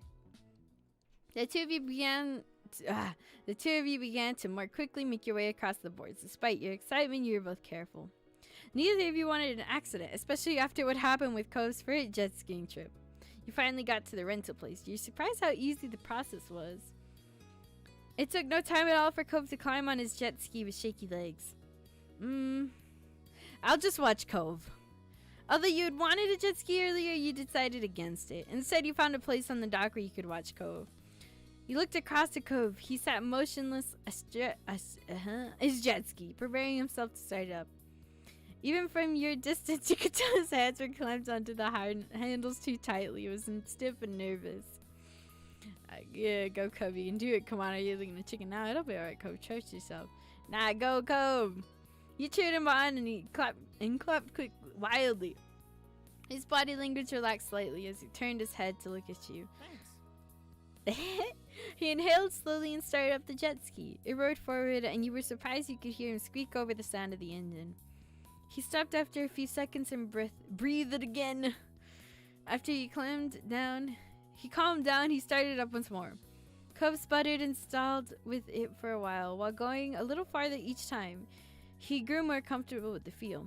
He continued to struggle with the jet ski, but he refused to let that stop him. He kept going until he wrangled the machine into submission. Cove eventually reached a point where he only stopped the jet ski when he had something to say. He kept shouting things at you. This is amazing. Did you see that, Lee? This is so great. He watched from the docks as he gained more confidence. He was really enjoying himself out there. He zoomed forward so you could hear his bright laugh ring across the waves. You cheering for him again, whooping whenever he did something fun. Yacht Cove casually from the dock. He took pictures with the phone. Now let's take some pictures. You pulled out your phone and snapped pics whenever you could get a good shot. You made sure to hold your phone firmly so it wouldn't slip into the ocean. Cove even agreed to pose for a few pictures. He carefully drove the jet ski closer to the dock. His face was red from embarrassment at first, but you ended with a really good one where you're smiling. And you're not gonna show it? He went back to zipping her about and you took a few more action shots. Cove continued to jet ski with glee. You laughed along with him. You both had a good time. Eventually, the sun set and you had to pack up. Cove was thankfully still in one piece, no cast necessary. After everything was returned, Cove dug his phone out of his bag and texted his parents to let him know all about his triumph. You sent Cove the pictures you'd taken of him, and he sent the best ones to his mom and dad. While you waited on their responses, he decided to take a selfie with you too! Yay! Smile. You both grinned as he took a picture. It was a nice shot of the ocean stretching behind you. His phone vibrated only a moment after texting it out. Mr. Hoda and Kyra had likely been waiting the entire day to find out how this outing would go. And with the news of his success, both of Cove's parents sent back how proud they were of Cove for how far he'd come. Watching him grinning in the setting sun after facing so many fears that day, you felt the same. That was nice. That was so nice. That was great. I love that. That was so good. I'll just go to... I think, yeah, just going in order will be fine. Late shift. I didn't think we'd run into him again. I thought that was it. Baxter has like big eyes. They're fun. After lunch, you ran into Baxter. He was more happy for an impromptu hangout in your neighborhood. He idly spoke about the first time he bought a shirt online. Apparently, the website hadn't been in English, so he had made do with an automatic online translations. His unique fashion sense was in more way than one. Finding out how he filled out his wardrobe answered some of your questions about his look. He smiled in fond remembrance. I measured myself multiple times to make sure I could order the correct size. It wasn't as if I'd be able to ship it back if there were problems. But to make a long story short, it arrived in one piece multiple months later. At that point, I wasn't going to complain. It was a physical object in my hands. He gestured with his arms for emphasis as he did. Baxter glanced at his wrist, at a watch that wasn't there. Anyway, I hope I'm not taking too much of your time with this. You had a few chores to do, but you were genuinely free. You weren't worried about it and shook your head. Baxter eased back and returned to chatting. The two of you around the neighborhood, aimlessly walking as you talk. I saw Cove earlier. He was on his way to work from what I gathered in a brief chat, and from how he was dressed. Yeah, he's working at the old library as an assistant. He is? Ah, that sounds cute. That sounds nice. I think he found a good option for himself, especially with how limited jobs are around in this town. Since you're free, perhaps we could do something... Since you're free, perhaps we could do better than standing here. I'd be delighted to invite you over to my condo to chat more comfortably. Baxter's condo! You lived on the street your entire life but never actually had been inside. You're curious about it.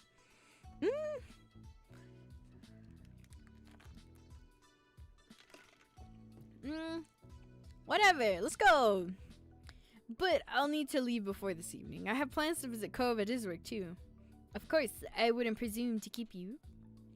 He made a grand sweeping gesture directed at his place and led the short walk over. You followed beside him, stopping when you reached his front door. He opened it for you and welcomed you inside. I want to see! It's a familiar threshold from your childhood. You couldn't help but having slight shivers up your spine as you thought of this condo's previous residence. Wow! This looks... Wow! Cove's the Baxter's condo looks hella nice.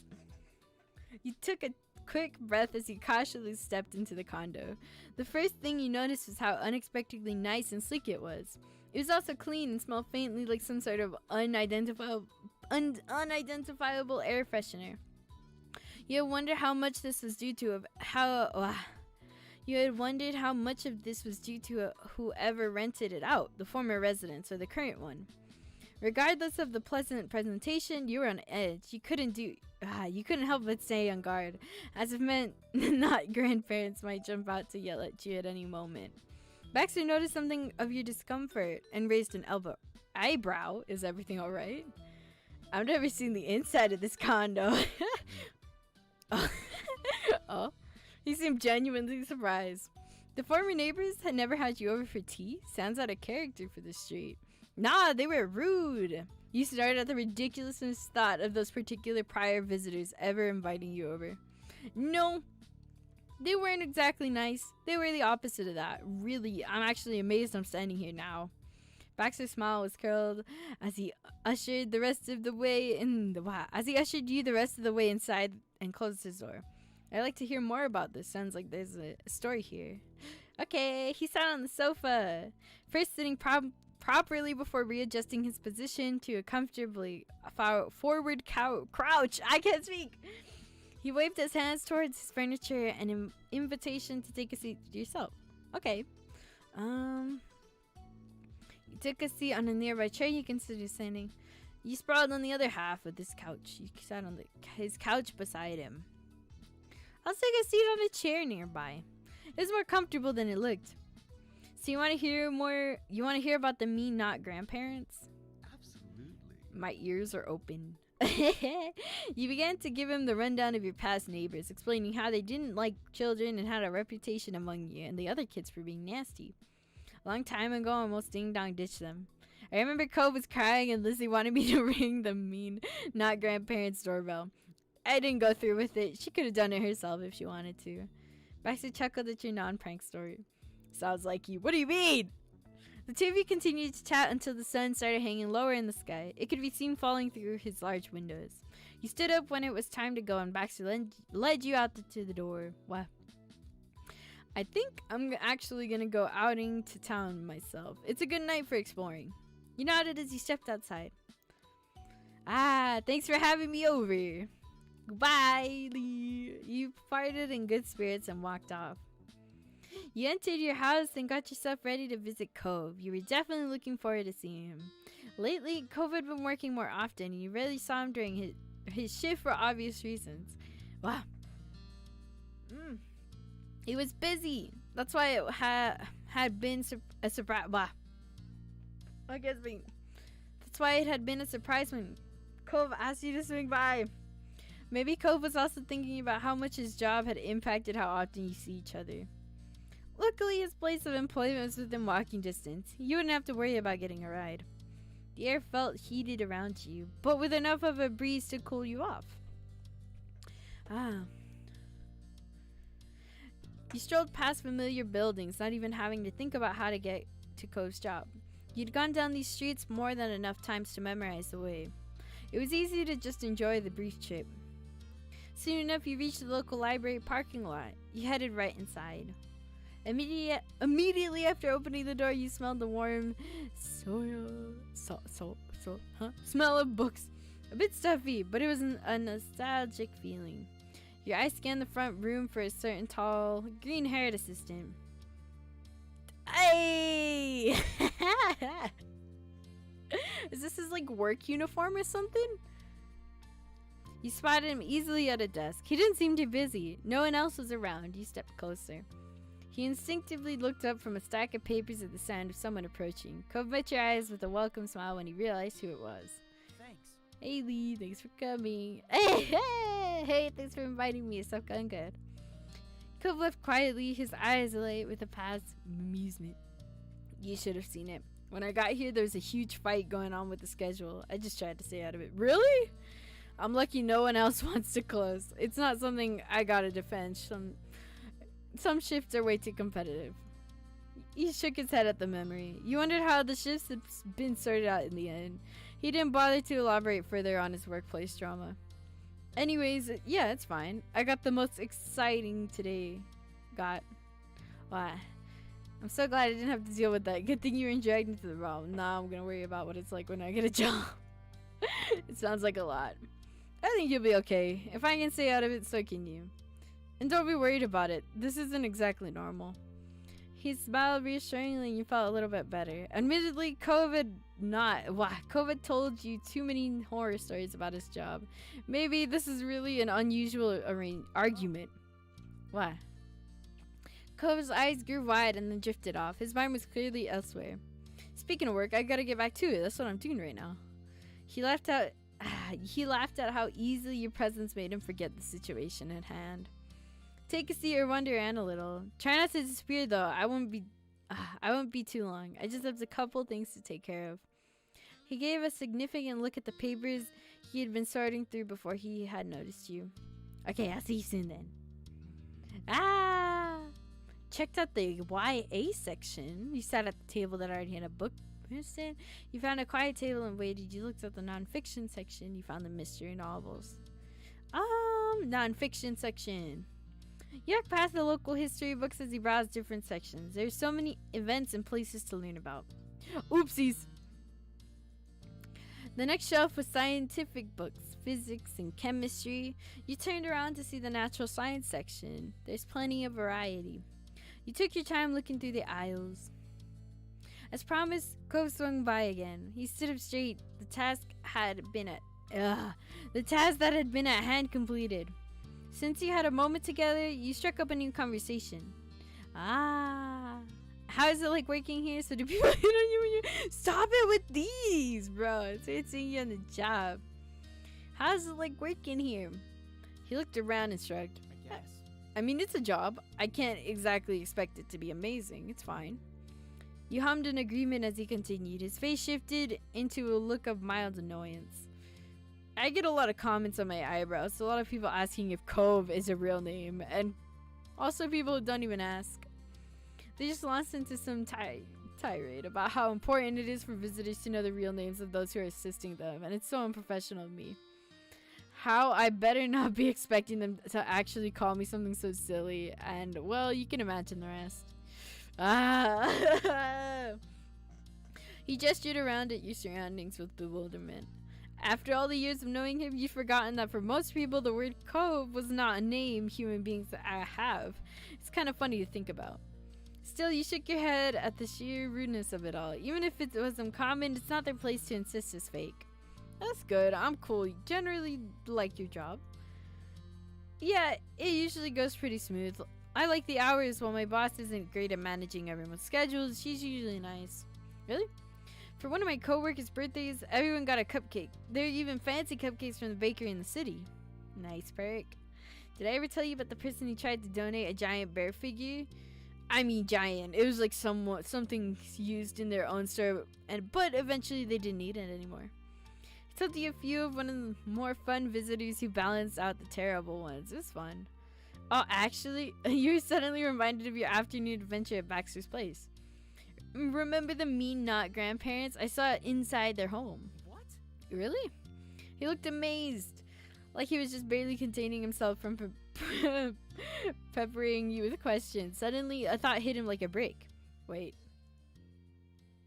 I hear the music going down. Oh, okay. I thought it was going to be the intense music. Wait, he settled down immediately. I guess I shouldn't be surprised. A new person staying there is really, really, welcoming. You overheard someone sounding frustrated as they couldn't find a specific book. Cove turned his head toward them without a pause. His customer service smile was already on his face. He gave you a quick nod, then headed over, disappearing into the labyrinth of shelves. Ah, it was a shame your conversations were so brief, but what else could you expect when he was on the clock? Seeing Cove acting so mature was different. He was like a real adult and giving service to the grin, at least when he remembered he was supposed to be working. Ah, you're proud of him. You felt like a little awkward, like you weren't keeping up with him. You were sad reminded that you were becoming adults. You found it hard to believe his crybaby self had come this far. Nah, we're proud of him. It's nice to see him growing up. He had changed a lot over the years, and you're happy to see how much he had matured. You decided to walk around the shelves a little and explore. Every so often, you'd see Cove. He'd be reshelving books or helping people find what they needed. He was good at it, always calm and quiet enough for the library. He took small moments to talk with you every so often and smile in your direction. Eventually, it seemed like it was time for some sort of book club. The library lobby flooded with people all clutching their copies of what you guessed was a satirical fantasy book. Cove got busier himself, pulling out chairs and arranging the area. You made the call that it was time to head out, since he'd have to be occupied for a while with all that. He glanced over at you after he nudged a fake plant over to make room for another chair. You waved at him near the front entrance. He frowned, but then switched right back to a smile. He gave a quick wave before turning back to the book club event. Ah! Grin. You felt boo to see Cove for a little bit. Wordlessly, you ambled back outside into the parking lot. The evening sun was warm on your skin while you were taking the trip back home. You felt your phone buzz and stopped on the sidewalk. Then you pulled it out to check. It was from Mom. Oh, would you mind stopping by the grocery store on your way back home to pick up some and peppers for dinner tomorrow? Can't make it myself. Deadlines are tight right now. Thank you. Have a great day, bruh. Whatever. I don't mind the request. It could have been a lot worse. Uh-huh. Oh, hey. Luna. Peppers. That was gonna be quick in and out. Easy peasy. You answered back, no problem, can do. You weren't expecting her to text back anytime soon, though you did already get a thanks for it. Your phone remained grasped in your hand as you grew lost in your thoughts. Everyone's busy working nowadays. The only other person who wasn't was Liz. You had no idea how long before that changed. You're glad you hadn't gotten a job yet. It was frustrating how you hadn't found a job that fit you. You're terrified about one day it'd be up to you to support yourself. You're curious about what you're making. It's exciting. You're aiming to work without a typical job. Nah, it's terrifying to support yourself. That's terrifying. The inevitability sat on your chest like a crushing weight. You weren't sure how to even overcome it. The rest of your life was waiting ahead of you. You knew that. You imagined you'd likely end up trying out several jobs. Before any of that could happen, you need to take that first step. You sighed. It always felt too big, though. You wondered if it was like that for everyone. You're still inside of your head when another message came through. Looking at your phone, you saw that it was Cove this time. Can we hang out again? After I closed at work this time, I could come to your house or something. Yeah, sure. I guess we could get the groceries and then head back, right? A fond smile tugged at the corner of your mouth when the next message arrived immediately. Awesome, thanks. You shrugged with an idea as your fingers hovered to reply. You already agreed to run by the store today. You can meet Cove in town. Actually, I'll meet you at work when you're done. I have to stay out running errands anyway. Cool, I'll be here, obviously. See you later. You finally put your phone away. You realize that you may not have enough to get to the store and back before Cove was off. You needed to return to the library first. But what was done was done. To fill the little glass gap of space in between your new plans, you decided to... Let's not bug him. Let's just browse other places. I don't want to bug Cove. He's kind of busy. Your feet took down to where several of the touristy shops were located. It had been a while since you last poked your nose around what they were selling. As you approached the library building, you noticed a figure out front. It was Cove. His silhouette still was instantly recognizable to you, even in the dim light of the parking lot. You could see his smile eagerly as you got closer. He had been waiting for this. Hey! You shouted him a smile in return. You waved. You ran up to hug him. Yeah, you ran up. We waved. Your hand lifted up Miss Torso high. You shimmed it to side to side. Hello again. Highly. His initial excitement at your arrival deflated quickly. Cove stopped being able to meet your eyes as he spoke more. I'm sorry. Sorry for earlier. When you were visiting, it wasn't very exciting, was it? I hope I wasn't wasting your time. No, it's fine. What do you mean? It did feel kind of no. I figured it wouldn't be chatting much while you're working. Cove, it's never a waste to see you. Why do you want me to come in the first place? This is awful. Nah, it's never a waste. Oh. His smile reemerged, thus only slightly as he continued his thoughts. It's just, with all the shifts I've been doing lately, I wanted to have you around some more. That's really all. It was just to make my day better. But it's not like working has to be a good time, and there's better things you could have been doing than watching me do stuff at the distance. There's nothing. It's okay. There's nothing to worry about with wanting some support. Thanks for talking to me about this. What a person you're flattered. Nah, there's nothing wrong. I'm here for you. You did the best to hide your prior unhappiness and gave Cove a smile. If you choose. No, dude, honestly, those options feel so mean. I could never see someone actually doing those options unless they're no, I could never see I could never see people doing those options at all. Oh my god. You did the best to hide your prior unhappiness and gave Cove a smile. It didn't pass by Cove, unfortunately. Are you okay? What? I'm fine. He shot back sternly. No, you're not. What? Hey, yo! It's not anything you did to me. I get what you were trying to do. Then what is it actually? Your shoulder slump. He clearly wasn't gonna let it go. I've been thinking about how I don't have a way to... They really brought that back up, huh? Oh, yeah. When he began to speak once more, his words were crushingly soft, almost a whisper. All of this is really hard. I don't know what to do to make it okay. You don't have to change the world for me. He managed a meek smile. I could still try. Bro, we could both try. And hopefully we'll make it work. Or not even hopefully. We will. We only don't know how to yet. His attempt at encouragement was nice, even if you weren't sure how confident you still were. Thanks, Cove. You're welcome. Cove reached out for you and you leaned into it's comforting. What was that errand you talked about before? Are you still doing that? Yeah. You wanna come too? It was late and you knew that Cove wanted to go home, but admittedly you wanted company. That eased that concern by smiling softly. Yeah, sure, I can go shopping with you. You walk, right? Mm-hmm. You want me to drive you? Yeah, that'd make things a lot easier. No problem. It's nice of you to do this. Not really. Not really. I like spending time with you. Thanks, I like that too. Moments later, Cove had his things together and we're both ready to swing by the store.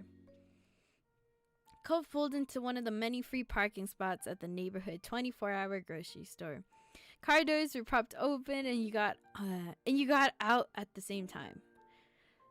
He's smooth, dude. He's so smooth.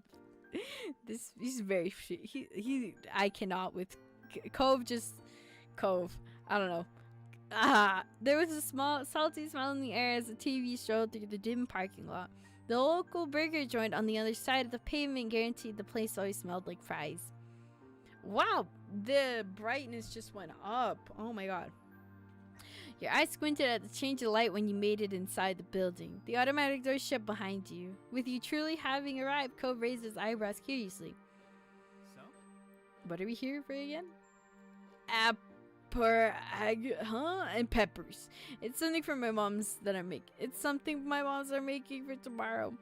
Sounds good. This will be a short trip. You idly scan the front room. You idly scanned the front room for a basket you could use. A full cart wasn't necessary. You felt responsible having your parents rely on you. Were already looking forward to tomorrow's move. That was all there was to it. It was a simple stop. You weren't thinking much about it. You spotted the baskets and caught a glimpse of Cove's full appearance while looking down to pick one. It's kind of weird seeing you dressed in a uniform in a different store. Cove's thinking about sliding up beside you. Right? Right? It's like I'm wearing a costume after Halloween is over, but I hope no one thinks I work here. This uniform is totally different, but you never know. Basket in hand, you ambled towards the vegetable section. It was seated near the back, but visible right from the entrance. Cove matched your pace, keeping at your side. Cove is like very tall, long legs. He goes crazy fast when he wants to. Like in the last story, we couldn't keep up or something. The apparatus was simple enough to select. You simply picked up a bundle that looked fresh. That was all there was left. All that was left was the peppers. There was a wrinkle in that plan. Oh no, wait, what color did they want? Color? There's colors?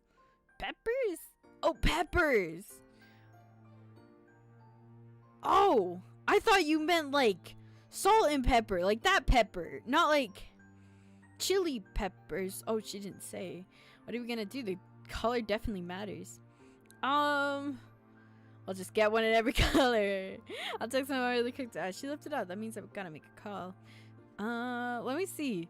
Maybe we can text her. You're not dissatisfied with your solution. You tried to fish out your phone while balancing the basket. Cove held out a hand to take it. You accepted the help. With both hands free, you're able to type out a brief message to ask about the pepper colors. Every time I hear peppers, I think of the angels of death, dude. Your peppers are so pretty. Ray, let me see your peppers. Ew. Then you stared, waiting at the screen. Cove hovered nearby to peek over your shoulder. The replying icon appeared and you felt Cove lean in closer. Just a regular green ones is what she sent back. Alright, that's easy. And he was right, so you picked up the request green peppers, tossing some peppers, tossing a few into the basket. Produce acquired, all that was left was to go through the line, but as you approached the cash registers, Cove stopped in his tracks. Oh, while we're here, I want to get something too. I need a fruit for breakfast tomorrow. Well, what should I have? He glanced unsurely at the section you just left. I need to go back to look with you. Cove smile. A smile from Cove as tension eased. Sorry. No, that's fine. I dragged you here to begin with. It's fine. We can take a little more time to do this. Cove gratefully led you back to the fruit stands. He let his eyes water across all the options, seriously considering his decision.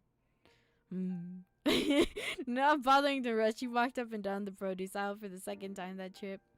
Finally, something caught his attention. Transparent cases containing fresh blueberries. Cove grinned. So that's it. That'll be perfect for tomorrow. Great. Despite the sudden... it doesn't matter. Like, why are they making this a big deal? Oh my god. Despite the suddenness of how it happened, you were genuinely glad Cove was able to get something nice for himself during the visit to the store. It made the trip even more worthwhile. Cove carried his food himself and the two of you went back to get a spot in line. After that, you completed separate orders for what you were getting. The produce was packed away into paper bags. There was one for you and one for Cove. You both had what you needed in hand. The errand was finished. You walked across the length of the store and reached the doors closest to where you had parked. Aye. You and Cove stepped back into the night. Cove slightly swung his bag back and forth in his grip as he peered, squinting into the dark parking lot. He smiled slightly, a gentle expression on his lips. Thanks for inviting me to the grocery store. Thanks for keeping me company. You don't have to thank me for that. Thank my mom for sending me out like this. You're welcome. No, thanks for keeping me company. You're welcome. We should do this again. After a moment of walking further into the parking lot, he sighed mildly. As nice as Cove was about this, he had to be tired after working a full shift. It's been a long day. Yeah. That very brief exchange really summed it up. Cove shook his head to himself, bemused, replacing his worn-down expression. When did a busy day go from having way too many ways we wanted to play or having some extra homework to having spent all day at a job and then running errands after? This is still better than high school. I don't know, but it sucks. Yeah, we became grown-ups. I don't know, but it sucks. That's fair. His eyes narrowed as his mouth opened slightly. He was having thought. I think? Your mom's needs this stuff for tomorrow's dinner, not tonight, right? Uh-huh. And nothing's frozen, so you don't need to get it home urgently or anything. Want to go across the park? Oh my god, I can't. Would you want to go across the parking lot to that fast food place? We could get something. You know, it's so open. Doesn't matter how late it is. It might be nice. You pricked up at the suggestion. It sounded like fun. Let's go. All right, let's go for it. Let's drop the groceries off and then we can go. Yo, you agreed and strolled. And Cove strolled over to the cars, viewed at the thought of something to look forward to. He placed his bag in the back of his car and then let you store yours inside as well. With the groceries taken care of, it was a short walk to the burger joint. There were 3 cars lined up in the drive-thru, which wasn't too bad. You had to go all the way around the building to get into the front entrance, but as soon as you were under another set of bright fluorescent lights. Luckily, there wasn't a line inside the building, so you stepped right up to the counter. You glanced over the menu. You remember eating here before with Cove, back when Kyra had taken you both years ago. The menu looked pretty much the same from what you could remember. It was missing the mozzarella sticks, but most of the other items were familiar. Hello, what would you like to order? Hello. Yes, I would like one of everything on your dessert menu. Ayo. Everything from the dessert menu. You gave him a, are you serious? Like, hey, you stole my order. Good idea. You kept a straight face and didn't say you stole my order. You burst out laughing. Nah, you stole it. He brushed a hand against the back of his head. His polite smile for the employee meant. Mom rubbed off on me. He was reminiscing on that visit too. After the cashier made sure Cove was being serious, it was your time to order. You got... there's a lot of stuff. Oh, I don't know what to get. A hamburger. With cheese. French fries. Chocolate chip cookie. A soda. A milkshake. Soft serve sundae. Sure. And that's it. Cove gave you a little thumbs up. He wasn't the only one indulging. You wrapped up the ordering process, paid, got the number 264, then claimed a table. You sat down across from Cove in a booth where you had a good view of the front counter. It was nice to have pick of the place. Thanks for doing this, Cove. I'm looking forward to this. Too bad the mozzarella sticks are gone. I'm not worried you're gonna finish all of that. I'm not worried you're gonna finish all of that. You eat so much. You joked with a smile on your face. Well, yeah, I can't not do it now. I have a reputation. He tilted his chin, taking it as a light challenge. You took out your phone to text your moms about your delay home. You didn't want them to worry. Cove watched you Cove watched you before pulling out his phone as well. Maybe for the same reason you did. When the updates were sent, it was back to being just you and your neighbor once more. He offered you a small smile. Ah. I missed you, you know, even if you weren't ever really gone. It's been less time than I'm accustomed to. Cove tapped his fist on the table definitively. He bared that action with a childish pout. If someone saw him like that, they might have assumed he was throwing a fit over not getting the toy that comes with the kids' meal. Yo, I feel the same way. I'm really glad you're doing this. We demand more time with each other. You're the cutest one. I can't do these options. These like really flirty options. I just can't. We're just laughing at him. He beamed at you sincerely, a ray of sunshine in this late night food trip. When the number was called, Cove hopped up from his seat before you could react. Don't worry about it. I got it. Save our spot. Ah, I'm helping. There's so much, bro. Alright, I guess we probably don't have to worry about someone taking our seats. He threw a glance across the empty restaurant with a smirk. Bro, chill. This restaurant's trying its best. He used it as you both walked over to the counter together. There are 2 trays sitting on the counter. Cove grabbed one that was mostly his dessert items, leaving space for you to reach for the other. Cove picked up the drinks and passed you them. Then he grabbed the tray with food. This way we don't accidentally spill. Right? You agreed to Cove's plan and worked together to bring back the food. Once you had everything situated and placed on the table, the 2 of you returned to your seats. Yeah! You look so fun. Cove didn't hesitate before digging in. He took a large bite of his cookie and immediately sipped his milkshake. Then he took a spoon and sampled his sundae with an approving hum. This is so weird.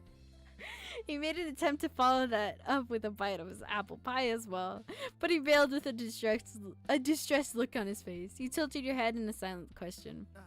Hot? He switched back to the milkshake, taking a dedicated slurp. Cove sighed at the cool relief it brought. You also started to taste yours. It really wasn't bad. Only a minute, Cove's cookie was gone, and you wouldn't be surprised if the milkshake wasn't far behind. Ah. Dude, you flicked a straw wrapper at Cove, do it. You found a paper discarded from the straw Cove used for his milkshake. You squished it in a little ball while he was distracted and then very deliberately launched it at Cove. Your aim was true. It hit him square in the nose. He didn't even flinch.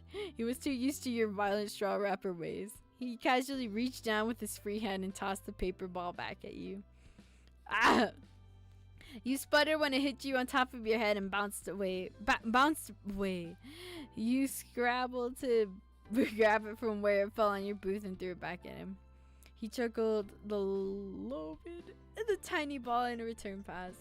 You felt so glad Cove agreed to come along with you on the initial grocery trip, and equally happy you accepted his invitation here. A little time off your feet, a little something to eat, you felt more re-energized than before. You continued to chat, mess around, laugh, and enjoy yourselves. For the first time that night, you felt like you weren't totally grown up after all.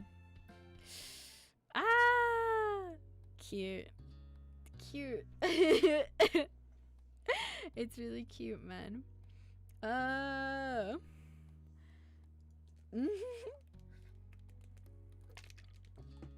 I swear, these stories are so cute. I'm probably gonna do one more and then dip, and then I'll leave these 3 for like next time. I keep thinking that I'm gonna this is the last time I'm gonna do it. Man, I hate being busy. I hate it. Serendipity. This is the one I was most excited for. This one, and it was mainly talks in Serendipity, but now it's just happiness in this one. But mostly this one. I want to know what the hell Serendipity is. Oops. Light filtered down through the leaves of an oak tree overhead, casting speckled shadows on the sidewalk all around you. There was a drop of sweat slowly making its way down the side of your face. You flicked it away with your thumb slowly to a stop in the cool shade. The day had you out and about in town, in no hurry to go anywhere in particular. You had just gotten something to eat, and there was nothing planned for the rest of the afternoon. Your moms were at work. Lizzie had left early in the morning to do something. You had no idea what. You took out your phone, idly noting the time when it started to buzz. The screen lit up in your hand. Speak of the devil, Lizzie messaged you. Come home ASAP. What? Yo, what? You couldn't even... What? Before you could even begin to question why your phone went off again. Nothing bad, but you have to see this, so come back already. What? With that final message, you were left only slightly less confused than we were before. You hadn't seen much of your sister lately. She had been acting strange for days, always shutting herself up in a room. Which wouldn't be so weird if at the dinner table she didn't suddenly start smirking to herself over nothing. The rare times you did see her, she would sneak expectant looks like she was waiting to be asked what's up, but all your questions led nowhere. She'd answer you with a put upon sigh, proclaim that she was busy, and tell you that she would have to talk about it later. No hints, no guessings, whatever it was, she would determine to keep it a secret. Maybe now you'd finally find out what it was.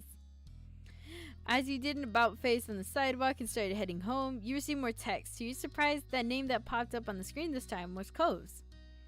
Did you hear from Liz? No, what is it? Have you about something urgent thing that you have to see? Oh, she messaged Cove too? You weren't surprised. Liz teased him about it, but he was like family. However, you were struggling to understand how he fit into Lizzie's surprise.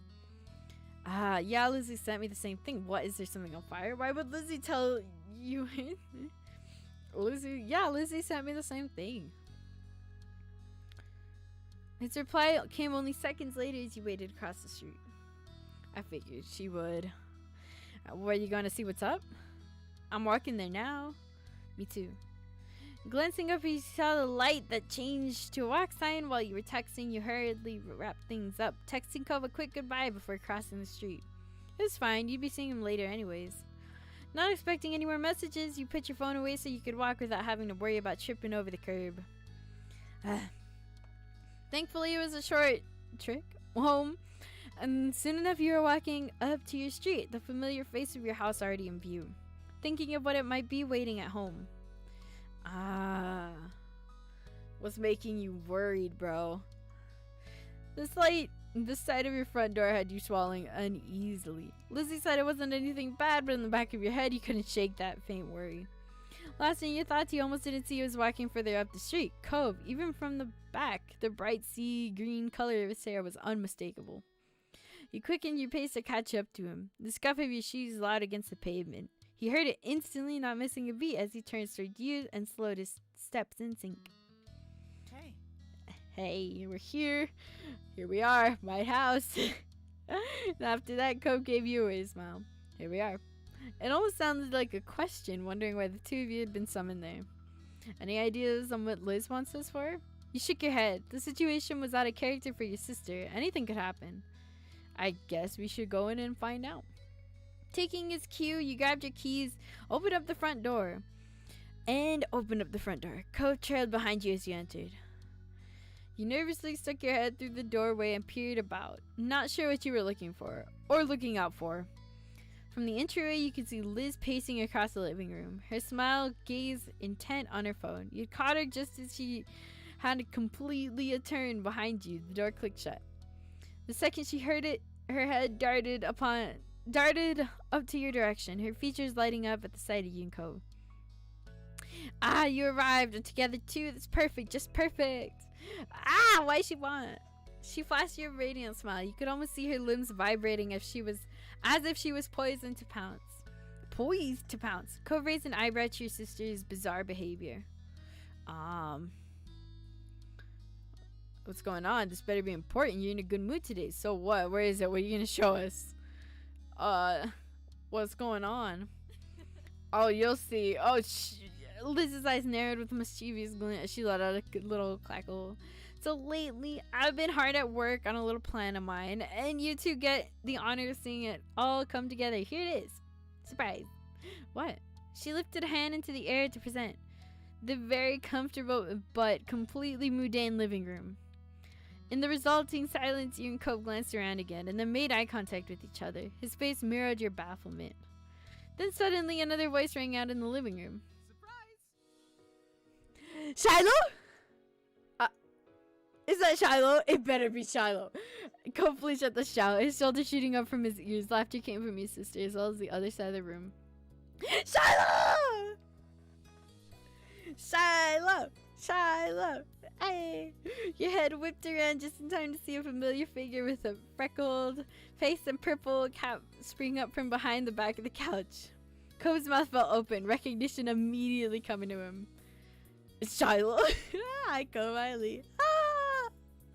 Shiloh! Shiloh! Shiloh greeted the two of you so casually, like he'd been gone for 10 days rather than 10 years. Shiloh! You're too stunned to speak. What in the world are you doing here? You started laughing. But I thought you were the Shiloh we knew. You're actually here. No, Shiloh! Like Cove, you found yourself shouting your long-lost companion's name out of sheer belief. It couldn't be him, but it was really him here in your living room. With a wide grin on her face, Lizzie snickered and clapped her hands together, as pleased as a child after a fruitful night of trick-or-treating. You and Cove's reactions were adequate offerings in your pocket full of treats. As amazed as you were still wondering one thing. What happened? You had no idea who we were when we ran into each other. Shiloh's gaze self-consciously dropped to the side. He tugged the brim of his hat down, bracing himself to answer. But Liz waved a hand at him. Oh my god, can I speak? But Liz waved a hand at him as if to say, don't worry about it. I'll explain. When I got home that day, I changed my mind about letting it go. Why did I have to? Social media exists, right? So I thought, why not try finding him and sending him a little reminder message? Luckily, there are only so many 17-year-old Shiloh Fields in the world. It wasn't that hard to do. Hearing Lizzie speak... Oh, shoot. Hearing Lizzie speak seemed to encourage Shiloh, who pulled himself together to face both you and your sister with a careful smile. Sorry. Really sorry about what happened. When you talked to me the first time, I was in the middle of a tour for a school field trip. I couldn't get separated from the group and didn't expect anyone to want to be talking to me. So I was so worried about getting back with everyone else, I didn't think too hard on what you were saying. But when Lizzie's message showed up, everything suddenly hit me. Lizzie, Lee, Cove, you're still kids at Sunset Bird, back when I was a little kid. There's no way I could forget that, not for real. I do know all of you, and I'm so happy I get to see you again. I should have thanked Lizzie for that. My mom's already planning to take a short trip near here this summer.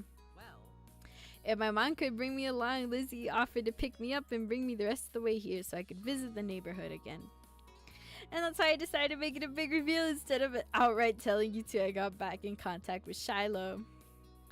Once again, she lifted her hand in the air, properly presenting that long-lost childhood friend you shared. Ta-da-da! Alright, pretty stupid. You're not to realize sooner. No. You were glad they were able to see each other again. You were amused at their stunt. You weren't trying to... I was amused. You gave Lizzie a thumbs up. She had gotten you good. And all without you catching on. You're still getting a kick out of seeing Shiloh's face. Cove blinked slowly, still a little dazed by everything that was going on. Okay, I'm gonna go get some water. Don't disappear or anything. He padded off to the kitchen. No need for a chaperone. He knew where the cups were. Wow, you really surprised him, Lizzie. And Lee too. Did you see your face when I appeared? Yes, I did. Lizzie patted the cushion in front of the couch. Make yourself comfortable. You don't have to keep hunching down behind there anymore. With the laugh, Shiloh crossed the backside and took a seat. Maybe it was awkward being the only one sitting because he kept idly twiddling his fingers. You could hear him humming to himself, a nonsense tune with no real melodies, something to keep his voice busy. Being here again could be more nerve-wracking for him than what he let on. Cove's soft voice announced his return. He paused to drag the back of his hand across his mouth, wiping away what droplets of water lingered there. Hi, Shiloh, welcome back. He does not know how to act. At Cove's confused greeting, Shiloh laughed cheerfully. thanks. I think it's amazing you're all still here in the same neighborhood. It's just like how it was back then. With a giggle that implied differently, Lizzie nodded in your general direction. There have been some changes since then. You narrowed your eyes at Liz. There's no way you could miss the teasing look she was fixing you with Cove. Shiloh's eyes shifted across the group, still smiling politely, but there is a slight tilt to his eyebrows. He didn't know what to make of what she was saying, that is, until Cove cleared his throat and spoke. Yeah, I'm sorry. Those are my screens. Hey. It was fascinating how red he got as he said it. Voice barely above a whisper, like he couldn't believe it was okay to say, "Oh God, he looks great." Shiloh's eyes went wide as saucers, mouth opening into a tiny O shape. Congratulations, that's amazing. Shiloh! Shiloh, please. The two of you seem to really like each other, even when with kids. It's really sweet that you're together. You smile. You silently blush. Cove got himself a keeper. Yeah, it's a pretty inevitable that we did. You smiled at Cove. He hooked his fingers around you. Oh my God, chill. Returning the smile with a cookie of one of his own. As easy as anything. Shiloh sighed happily at the moment as Cove raised an eyebrow and gave the room a considering glance. Hey, is this where we met? Hey, this is where we met for the first time, remember? Right, after we moved in, me and Lee were brought right down here to have a play date with you. Yeah. Shiloh laughed, his eyes downcast as he fiddled with the corner of his collared shirt. We almost didn't get to meet in the living room because you wanted to jump out a window. He knows. He knows. We almost didn't get to meet in the living room because he wanted to jump out the window to get away from me. Cove cringed at the memory of his younger self being pushed back to the forefront of his mind, his mouth going tightly. He awkwardly looked away from Shiloh. You have a good memory. Oh? Oh, I don't think so. Seeing this place just brings a lot of things back. He clapped his hands together, an idea suddenly coming to him. But hey, now that our group is together, would you want to go out and visit some old places? I've been hiding in the living room since I got here. Lizzie wasn't afraid to laugh at herself, bringing a hand to her chest to silently take the blame for that. I'd love to, yeah. Without missing a beat, the others turned to you for your answer. Ah, why not, Luna? I'm sorry. It's a nice day out after all. With that, the four of you headed out into the neighborhood as one. Even with how short the time you'd spent indoors was, the sun was momentarily blinding you once you left the house. Squinting, you brought your hands up to shield your eyes. The pleasant summer day had yet to go away. Only a few wisps of clouds drifted along in the sky.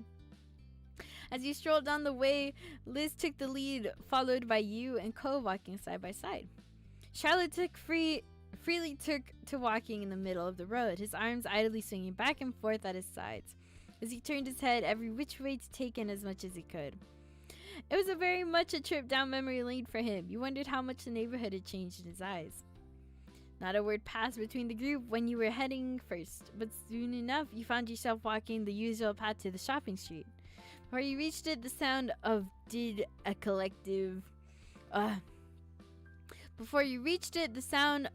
a collective of sandals tracking sand, the shrill calls of seagulls, the overlapping conversations of beachgoers, and random strains of music from various stalls. Whoa!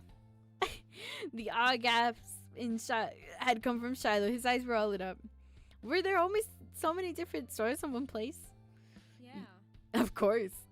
Wow, I can see why so many people come here. Hey, do they still have those nice little ice cream stands? Yeah, that hasn't changed. Yay, we should get some. It'll be my treat. Thanks, Silo. Ice cream sounds pretty perfect on a hot day. How about you, Cove? You could see that unlike Liz, Cove was struggling with the decisions, brow wrinkled in thought. Finally, a hesitant smile appeared on his face as he settled on keeping to the spirit of the special occasion. Yeah, sounds good to me. Awesome, Emily. I want ice cream! I'd like that, thanks. I don't want any. I'd rather pay for myself. I bought one for me and one for you, Shiloh. I don't want to ruin it, so I just... Since everybody's in on it, like, why not? Shiloh gave you a wide grin, as if you were the one buying him ice cream. The four of you continue to walk as the ice cream plans are further discussed. Plans? Hey, you getting a popsicle, Lizzie? Yeah. Hearing that, Shiloh smiled shyly. I thought you might still like that. I'm gonna get ice cream cone. Shiloh began to turn to Cove, but before he could ask, Cove offered up his choice. I'll get an ice cream sandwich. I'm gonna get... ice cream cone.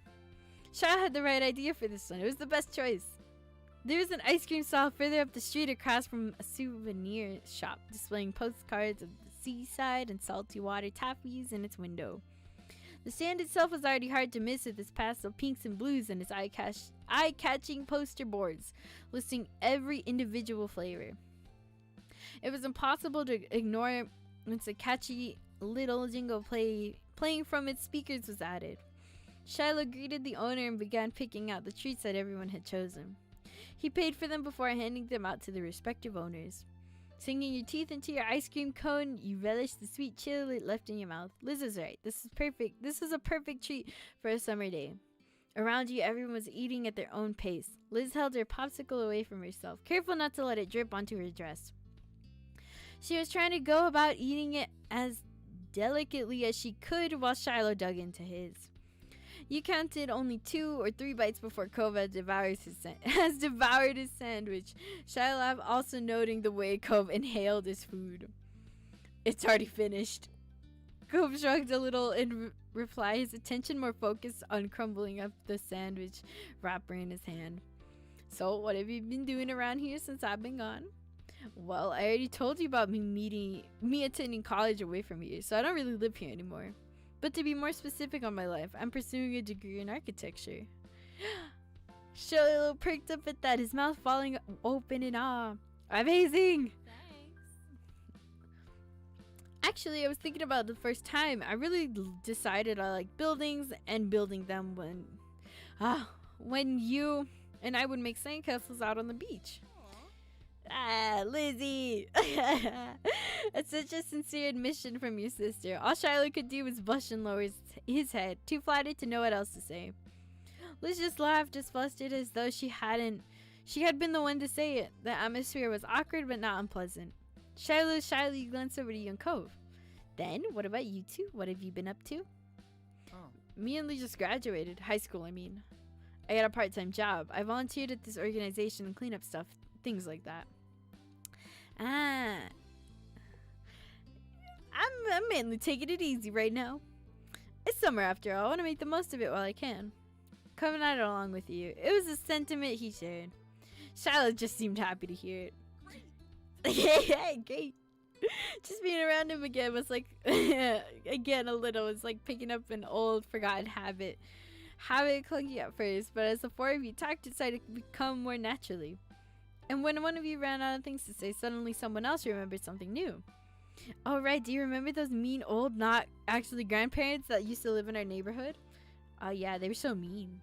Well, they're not here anymore. Oh, no. They're not spending summer here anymore. He thought they were literally not here anymore. They're not spending summers here anymore. They're still alive. Oh, thank goodness. Ah. It helped that Shiloh was a little eager to hear what had gone on in his absence, and as people were to tell him.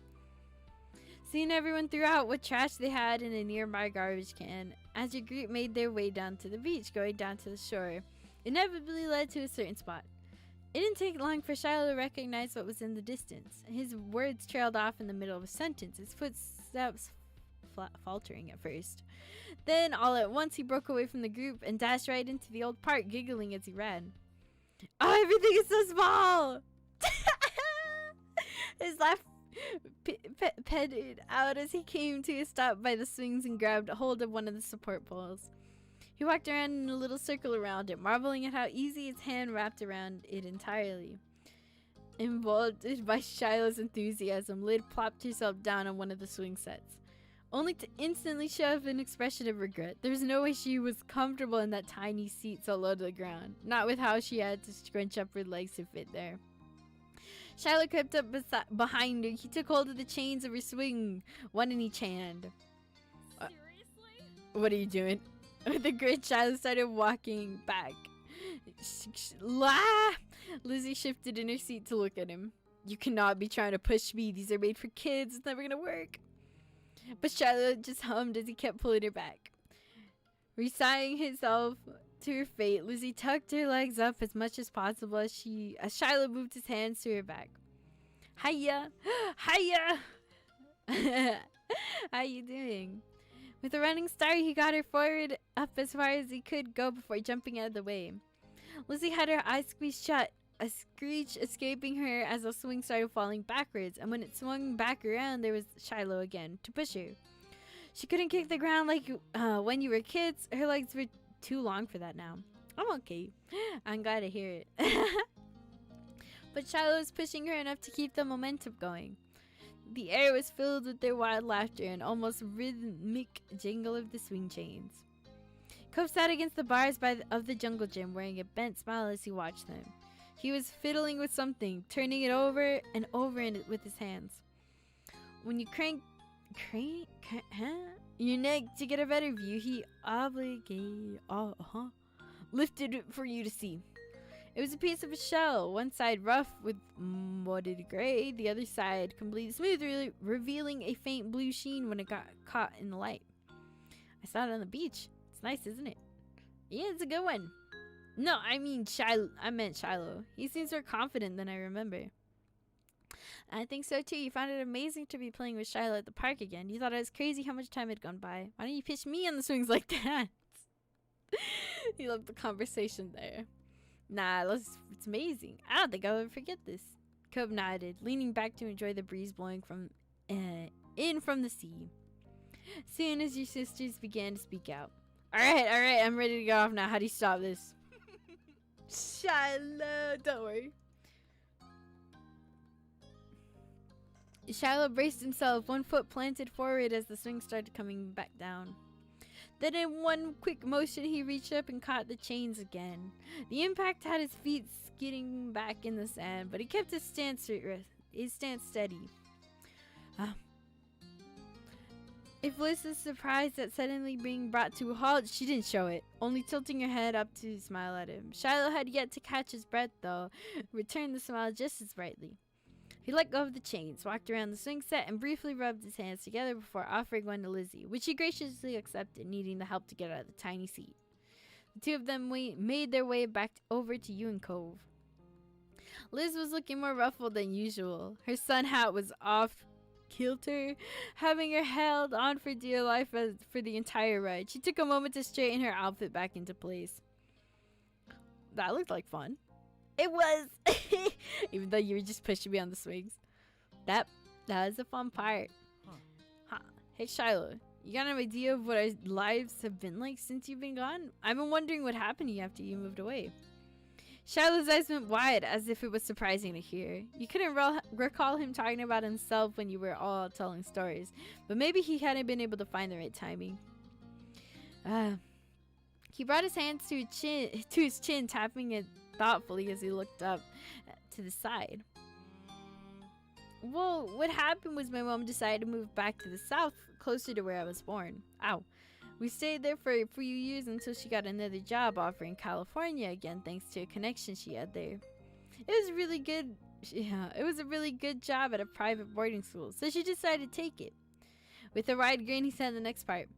As a bonus, her kid, me, gets to attend school and live in the dorms for free. I've been there since my second year of middle school. Pretty soon, I'm gonna be starting my last year of high school. Yeah, he's like 17, so he's like junior year here. Lizzie leaned towards him with an attentive smile on her face. Have you been doing well? Getting good grades? Got any friends? At the list of questions, Shiloh held his hand in front of himself, as to say, there are physical things he could have staved off. Yeah, to everything it can be a little hard sometimes because of how people are in that school, but I'm happy. How people are? Cove couldn't guess what that meant, but Lizzie folded her arms, scowling. Don't tell me there are more people like that Nate guy hanging around. I gotta look this up because I know this Nate guy is from like XX Blood Drops or something. Like XXO like droplets or something like that. Is that what Nate looks like? Okay, so this is Nate. Okay, wait. Let me see. Wait. Oh my god, that picture did not do him justice. What the freak, man? So then, here, wait, I'll show. So this is Nate. This is Nate then. The one, cause I was wondering what he looks like. Okay, so this is from like XOXO Blood Drops, the other game where Shiloh was like a part of too. Okay, I get it. Shiloh rubbed his cheeks, laughing nervously. He glanced from the bars of the jungle gym to the laces of his shoes to the tree swaying in the distance, unsure of where to rest his gaze. Not exactly. Nate doesn't mean to be mean. He just kind of is. He's the school's #1 performer for athletics and academics. He always takes so much responsibility. That's the only possible way he can finish it all, is if absolutely nothing goes wrong. But it's impossible. He's always so stressed and ready to snap. He can't handle it when someone seems to be causing a problem. That's why during the field trip he was upset when I went off on my own like that. Still, he is really smart and reliable and sensitive. He cares a lot. Most of the time he doesn't even realize his way of dealing with stuff upsets other people. Ah. It's nice to be learning about this game. I want to play it. Probably on my own though. Cove had a patient smile on his face, listening earnestly as Shiloh rattled off his list of Nate's good traits. You know him pretty well. Are you actually friends? Well, not exactly. Me and Nate are in the same school after school group. About once a month, me and 6 other students and a supervisor get together to talk. We did it all of it last year, and I think next year we're supposed to be in the same group again. I hope so. Ah, that's nice. Why do you want to be in a group? Why would you want to be in I guess not. I guess Nate's not so bad after all. Especially since Shiloh might have to be in the same after school group as him next year. Lizzie shook her head at hearing your Lizzie shook her head at your words. It would take much more for her to be convinced of Nick's upstanding character. Personally, I'd accept if you had a word with Nate about his communication skills. Her tone of voice is low and pointed. You'd be worried for Nate, if not for the playful smile that accompanied her words. Charlotte had a little laugh at that. I do have Nate's number, but he wouldn't pick up. The people in my group only answer when they feel like hearing from me, so I usually have to wait for them to call. Either that or they never even considered answering my calls, or calling me or talking to me at all, unless the supervisor forces them to. Ah, Shiloh. Shiloh! It was such a bleak description of his dynamic with the group, but he didn't seem to realize it until he glanced up and saw the concerned looks on everyone's faces. The smile fell. He hastened to add one more thing. Well, except for one who always answers for sure. Oh? She immediately perked up. Really? Excuse me, Shiloh, what? He is back! He is back! Shiloh's back! Shiloh's back! Yeah, I was so happy when I saw it. He came back like in like a moment before, in like the base moments, but this was a DLC. I didn't think I would see him back in like the DLCs. Well, I guess we lucky. So that's a friend of yours? He hesitated to answer, something Cove picked up on. Not exactly. Yeah, I'd like to be friends though. Alright. Lizzie crossed her arms together once more, grim-faced like she was the commander of a ship about to lead her little crew into battle. She called him right now. What? If you want to be friends with them, I can help. If you're gonna be in the same group again, then you should at least try to get along. No, I couldn't. His group of friends. Okay, so look. Okay, here, let me pull this up really quick. Okay, so Shiloh's like a part of a different game that these people made, called like XOXO Blood Droplets. See, that's little Shiloh right there, tiny Shiloh. So yeah, they're a part. So he's like a part of this game basically. He's like a part of this game, right? Oh, that little yeah. I have no idea I don't have much of an idea about it, but like I guess I don't know. That's what they're talking about though. He quickly grew flustered, his tongue stumbling over his sentences. I don't want to be a bother. I mean, Liz, what are we gonna do? Watch him while he talks to someone on the phone? No, Cove. Shiloh. The last little syllable of his name trailing off into nothing. It soon became clear Lizzie had not fully thought out the plan yet. But she wouldn't be Liz if she just stopped there. Shiloh could put them on video call and we could all talk together, of course. She clapped her hands together, a wide smile on her face that didn't leave room for dissenting options. All right. Opinions. That's a good idea. It'll work. I have no words for that, bro. Cove gave a long suffering sigh at Liz's suggestion. Wow. Come on, Shiloh. We'll just talk to them. Say we're your friends from out of town. The worst that could happen is nothing changes. But once they have more chances to talk with you, I know they'll be convinced to be better friends. It's gonna turn out okay. Shiloh stalled to answer, but his hands was already hovering over one of the pockets of his pants. Alright, we can talk? Yes! Oh, jeez, bro. Who is it calling? Is it Nate? Or is it gonna be like... I'm thinking maybe an MC? Is there like an MC for it? Blood droplets? Liz clenched his hand into a fist, cheering as Shiloh officially reached into his pocket and pulled out his phone. You noticed it was the same type of model as your own, but his had a red case around it. The screen lit up as Shiloh's requested a phone call with some number in his contacts. None of them were on the list had names. He must remember what number belonged. Dude, that's so weird. That's so hard to do, remembering the exact number and the person. I get it if it's like parents, like you remember like, oh, this is my parents' number. But if you have like no names for your like numbers in your contacts, if you just had them as numbers, that's so hard. That seems so difficult. He inched closer to the three of you so everyone could hear better. Vaguely, you wondered how this looked from the outside. 4 teenagers on the verge of adulthood hanging out on an old playground, all huddled up around a single phone. Strange, suspicious. The ring of the phone broke out of your musing. You kept your eyes on it, your heart beating at the end of each dial tone, thinking, could this be? Only have to be another startup? It had been ringing for a while when you started to think of what Cove said about all of you watching as Shiloh talked on the phone. Maybe even that wouldn't happen. Shiloh could sense the awkwardness in the air, smiling to try and dispel it. This is normal, don't worry. Just as he said, the call ended, not even going to voicemail. Shiloh clicked to redial. He never answers on the first call. He always does on the second. That's how he is, at least with most people. There are exceptions. Huh? Like, I have no idea about this game. This is like so weird. You, Liz, and Cove shared ambiguous looks, none of you wanting to accidentally discourage Shiloh. Then you focused on the phone again as it started to ring once more. The jingle suddenly cut off in the middle, followed by a faint sound of white noise. With a big smile and flushed cheeks, Shiloh brought the phone to his face. A voice low and groggy came rasping out of the speakers. Hello? Shiloh, on the other hand, was much more chipper. Hi, I'm visiting a town I used to live in when I was little. I wanted to introduce my group mate to the people I knew back then. Some of them have already met Nate. Oh, this is Nate! Can you say hey to them too? Oh, this is not Nate. No, it's not. With the rushed introduction, Shiloh stuck his phone out towards Cove, gesturing him to greet the people on the other end.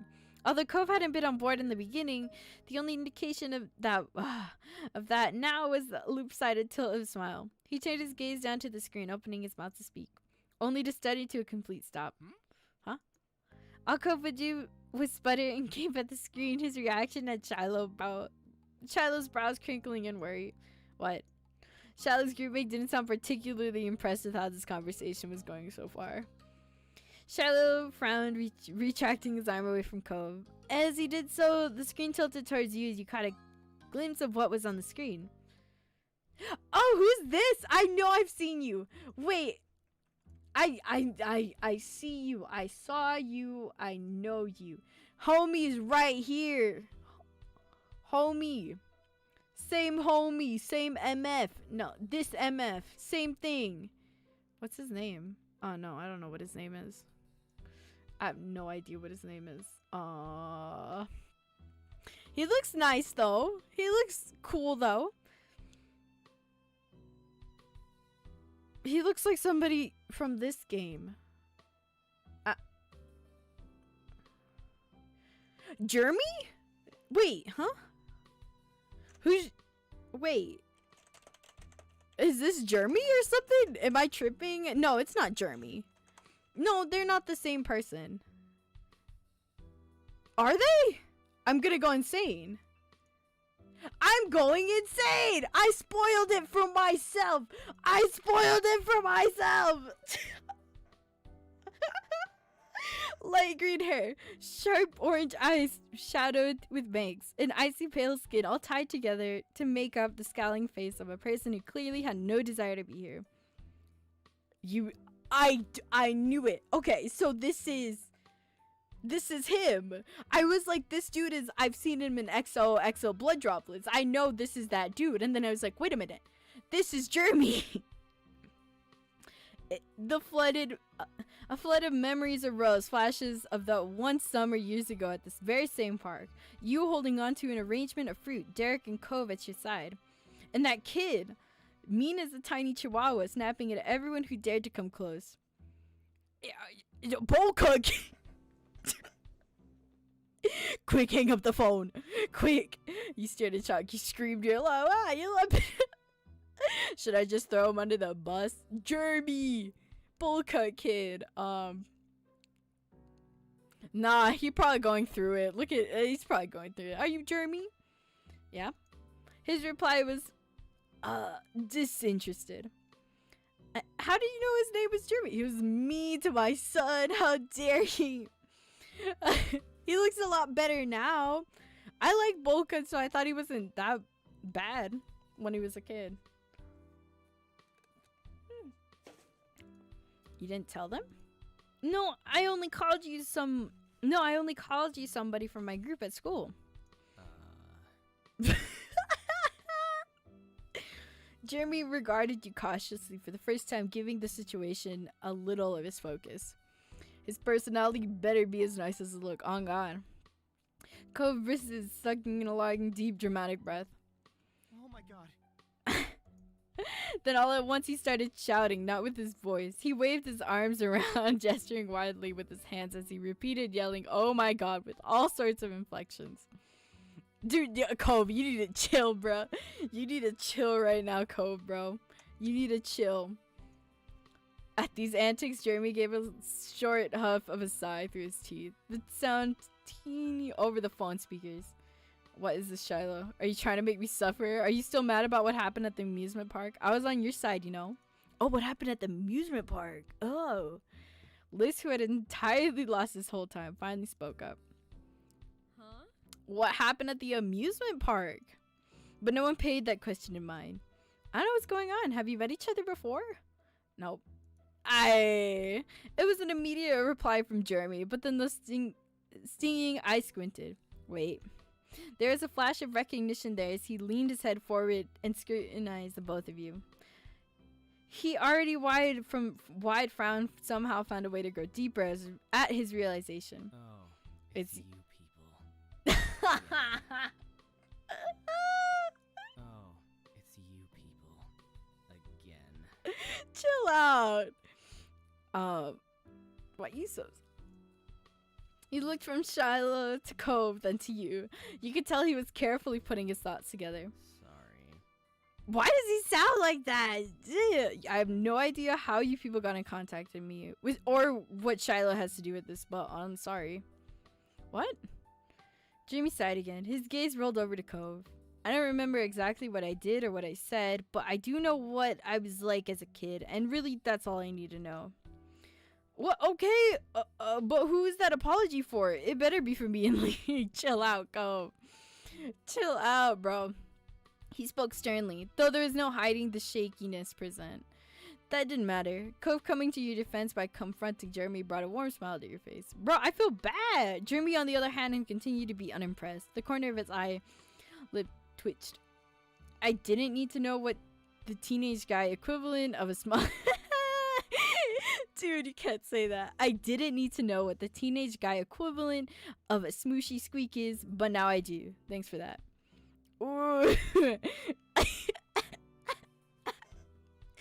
I'm so sorry, I'm laughing at you. A small, offended noise escaped Cove. Unfortunately, it was also squeaky sounding. His face immediately burned red with embarrassment. Hey, this is my squeaky too. I don't know if I should laugh a little bit or not, but that's kind of funny, I'll be honest. I'm gonna laugh a little bit. You weren't sure if the way Jeremy delivered it or the timing of Cove's response, but it was too much. A belly laugh shook you. Steady your breathing, you realize Cove was avoiding your eye. There was a pout fixed on his face. Sorry. The corner of his mouth wobbled, and you knew he was forcing himself not to smile. Jeremy didn't react at all. He continued watching the four people on the other end of this unwanted call. What is that word? No way. Whatever. The apology is for whoever. Anyone who had to deal with me back then, they weren't having a good time. He shrugged. Jeremy's focus cycled from you to Cove and back again. I kind of remember what happened, I think. You were sensitive, and you didn't have much patience. Screenshot. And you didn't have much patience for me. That makes sense. Jeremy tilted his head Cove's way, and then yours respectfully. Amazed, Cove took a few processing moments before he could respond. He blinked and rubbed the back of his neck. Oh, thanks. I mean, it's no problem. I still got my eyes at you. You're lucky you're not here in person. I accept your apology. This is honestly incredible, bro. Nah, thanks, Jeremy. You're vibing. This moment was the absolute last thing you expected today, but you couldn't help but be pleased it happened. Whatever. Following Cove's eye, you watch it dart from Shiloh to Jeremy, openly wondering what happened to Jeremy over these past few years. So, you're nice now? Nope. I don't throw tantrum or pick fights anymore, but I'm not nice. Jeremy shook his head in disbelief. That squeaky toy comment wasn't a compliment, you know. I don't even have the energy to get angrily worked up like I used to as a kid. It's pointless anyways. Now I'm just miserable. Oh god. What happened, Jeremy? Jeremy, what happened, Jeremy? Speak up, bro. His tone was even grumblier than usual and dragged the syllables out on the last word for extra emphasis. Oh. An awkward laugh escaped Shiloh. Then his mouth pulled into a demure smile. No, don't let whatever... Can't do this right now.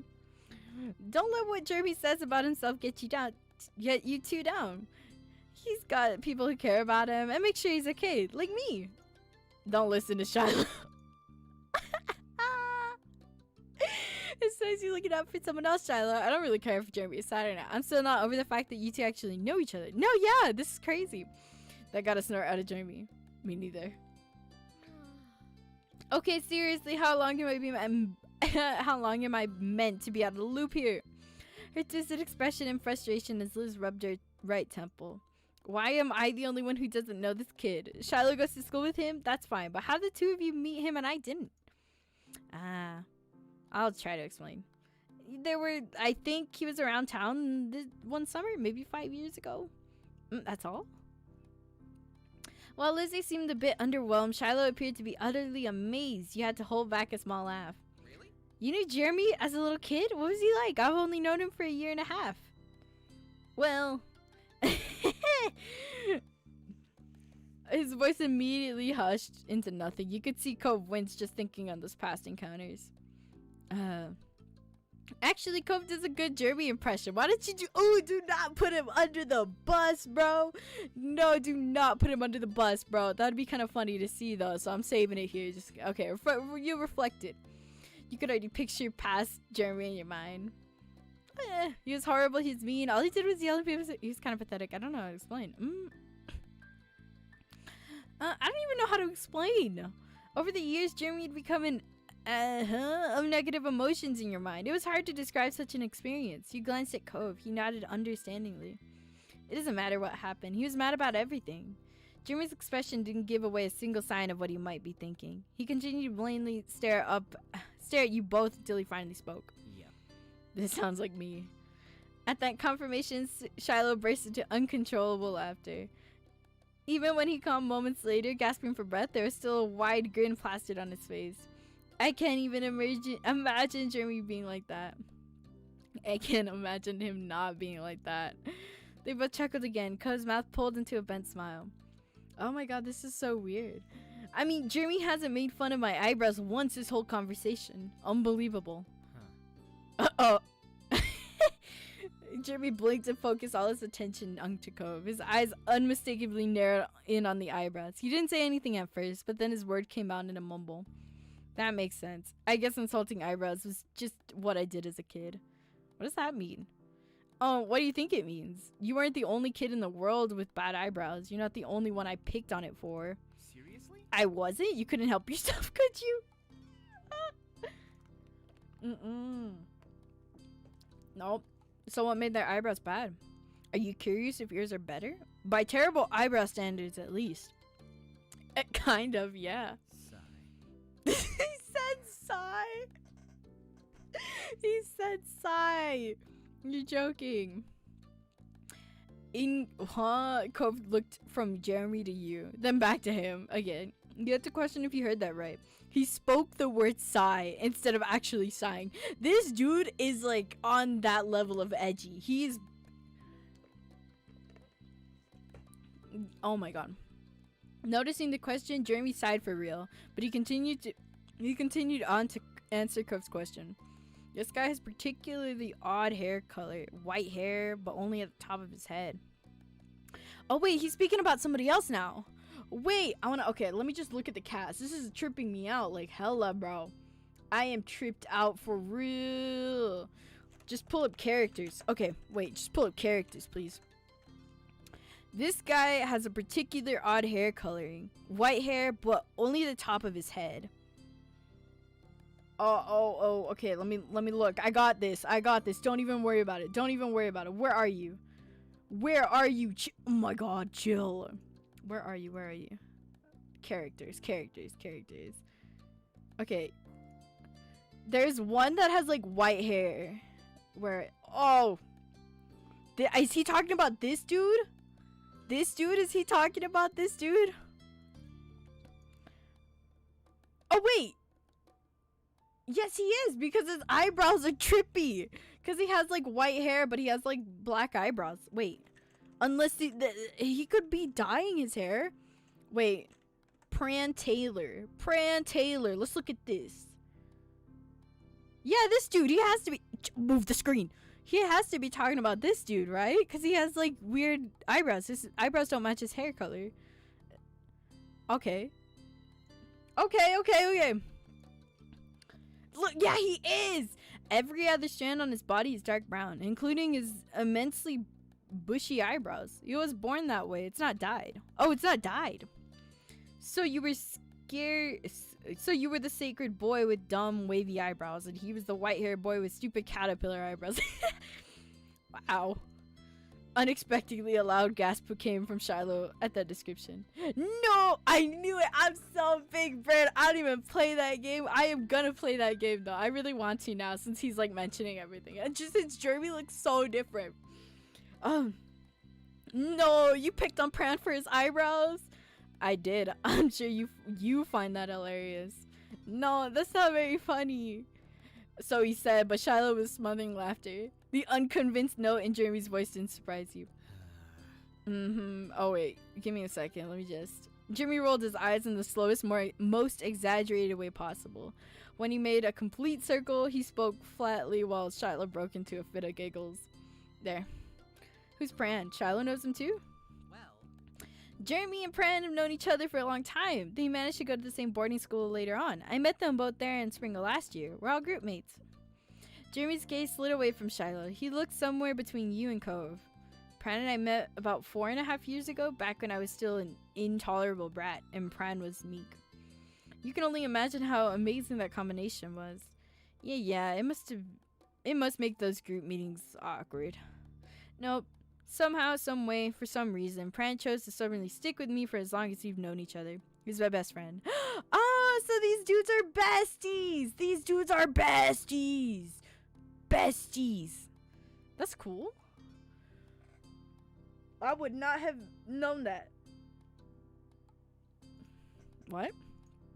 It's surprising. I know. I have a best friend, and it's the caterpillar brown guy of all people. Brow guy of all people. But I guess things balanced out in the end. Pran's timid nature is good and dead. He grew up to be colder than even me. I'm mopey and he's broady. Perfect match. 2 peas and... Shiloh! 2 peas in a ruining everyone's life pod. Dude, Shiloh said that? gross. Don't quote Everett. Okay, I'm sorry. I'm looking these characters up as he says it. Okay, let's just... Who's Everett? Pull out the next character sheet. Everett. Oh, Everett! He looks like... Okay. Everett looks swaggy. Everett looks cool. Everett looks like he has drip. Okay, cool. Don't quote Everett. Cove whined after Jeremy snapped at the last remark. Now who's Everett?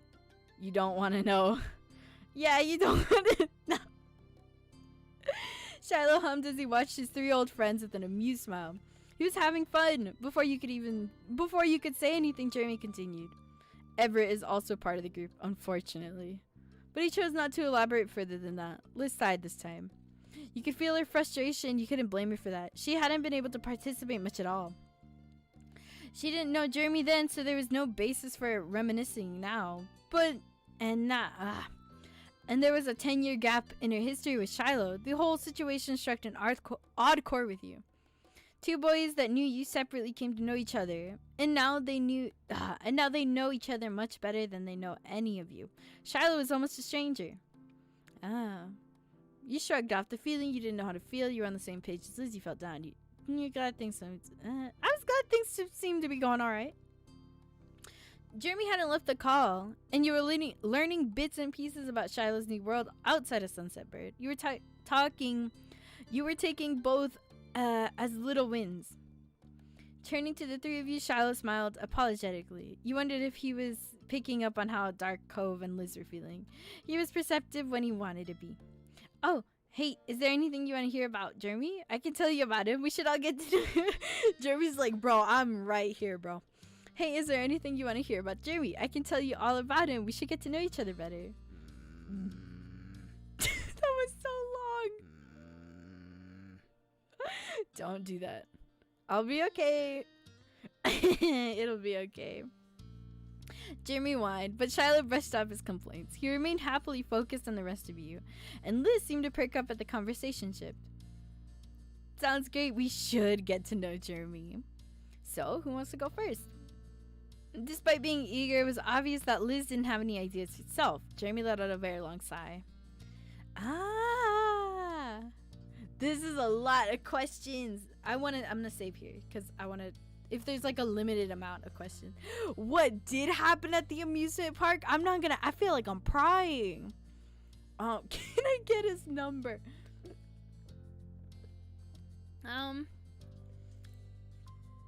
What happened to the bowl cut and glasses? He had a bowl cut.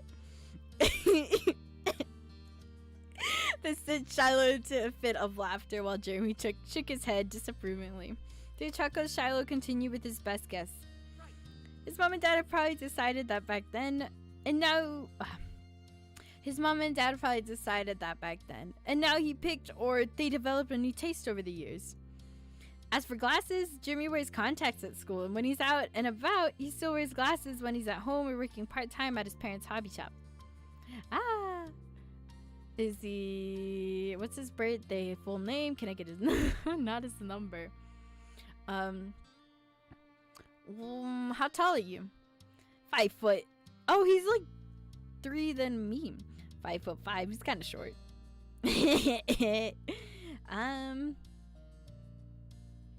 Is he single? Chill out, bro. I feel like I kind of want to ask what happened at the amusement. What did happen at the amusement park? I don't actually know. I can only think of one time when we were both there. I'm not sure what part he's talking about. As far as I could tell, I didn't do anything to upset him. I know he didn't do anything to me. That's what you're going with, Shiloh? Jeremy, what happened? I'm not gonna tell you. It's humiliating, and Shiloh knows I'm not gonna say anything. That's why he won't explain either. For several quiet moments later, everyone stared at Shiloh and Jeremy in confusion. Shiloh had a similar look on his face before averting his eyes. Sorry, I can't help you with this one, Lee. Oh, something happened at the amusement park. I don't know what, but something happened.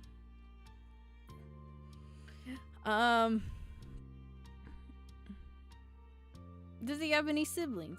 Nope. Jeremy's an only child. He doesn't have pets either. Although Pran spends a lot of time with him and his own family, and a lot. Oh, it's like a sibling. It's kind of like a sibling relationship, I think. Don't bring Pran into this awful thing. Okay. mm. Does he have any hobbies? Reading and crafty handiwork type stuff. Oh, and archery. Oh, he does archery. That's so cool. Jeremy's really talented. Seriously, that's really cool. Jeremy scoffed at the compliments. He clearly wanted to move on from the conversation. When is his birthday? May 4th. He's a Tardus. Jeremy refused. Oh wait, May 4th. That was like a couple days ago. Oh. Jeremy refused to comment on that. Instead, he rolled his eyes. What's his full name?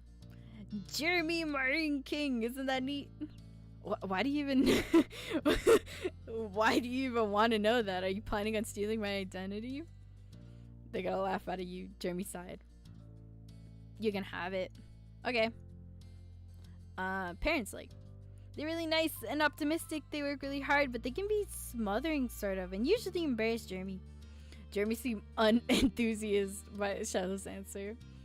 Doing well in school. Yep. Nate is still doing his best. Nate is still doing the best, but Jeremy gets respectable scores. Or unless by doing well you mean to ask if he's having a good time or making friends. In that case, no, he's not. What? Shiloh! You weren't sure how to respond to that at all. Glancing back at Jeremy, he rolled his eyes. There's only like these options. We might as well. Can I get his number? Why? Sure. Ignoring Jeremy again, Shiloh immediately started listing off the number for you. Jeremy grimaced so you can constantly saved it in your contact list. I don't want to ask this. That had Shiloh giggling. He smiled down at the screen. Jeremy isn't anything official, but he does have so many goes and dates with from time to time. You call that dating? I call it punishment for all my wrongdoings in this life. Cove scrunched his face and glanced at you like he wasn't sure he heard Jeremy correctly. Shiloh smiled understandingly. It's complicated. She makes him happy against his will. How unfortunate. Shiloh started chuckling again. Jeremy, on the other hand, let out a loud sigh, clearly done with the current topic. And that's all, since we asked everyone. Cool, thanks for asking. Cove, do you have any questions for Jeremy? Stunned, it took a moment for Cove to recover from being put on the spot. But ultimately, his eyes shifted from Shiloh and locked with Jeremy's. They remained like that long enough. They remained like that long enough that it was as if they could speak telepathically. Alright, yeah, I have a question, but Shiloh can't answer. Fine, ask me. Let's get it over with. What do you think of me? Even if you don't think I'm tough or something, do you still feel like I'm stupid and wrong about everything? A crack formed in Jerem's expression. His barely opened eyes lifted a little more, and he spoke flatly. My opinion on stuff is basically the least important thing you could ever worry about. It's pointless. Oh, well, I am asking so. Cove, right? That's your name? Cove nodded. There was a tint of pink in his cheeks. I blushed as he bashfully rubbed his arm. Okay, Cove. You seem like a guy who cares a lot about things that don't matter. It sounds pretty dumb to me. I outgrew that years ago. And being as soft as you can act, it isn't something that I would ever do, basically. But you know but you know what the absolute dumbest thing it really is? Cove shook his head with creased brows. He then leaned over just a bit, like he couldn't risk not hearing what revelation Jeremy was gonna bestow on him. Making yourself miserable if you don't have to be. If you and the rest of the people here have a way to enjoy existence, then you should go ahead and do that. Stay gentle and happy, dumb eyebrowed guy. You have my approval, if that's what you wanted. Oh, I hope you all have wonderful lives and suffer as little as possible. Wow. The words tumbled out softly. Cove was earnestly amazed by Jeremy's words. Thank you. Aw. And you know what's not gonna make you stay happy? What? Talking to a downer like me. So really, you should end this conversation right now, and none of you should ever call me again for the rest of our lives. Sounds good? Can I hang up already? Wait, Jeremy, I can't never call you again. Shut up, Shiloh. Shut up, Shiloh. Unfazed, Shiloh laughed with the tilt of his head. Building something good, of only on trying. Oh my god, this is so weird. Building something good of only to try undercutting it. That's the Jeremy I know. Sorry. His words dripped with sarcasm. It was accompanied by a smirk. It was the first time he saw him smile this entire time. Cove pricked up meekly and saw an awkward smile on his own face. Maybe my opinion is totally skewed because I'm comparing things now to how Jeremy used to be. But I mean, you don't seem that bad. What? Cove needed to look away from Jeremy's painful, sharp eyes to finish his thought. I mean, I'd probably be okay with talking to you again.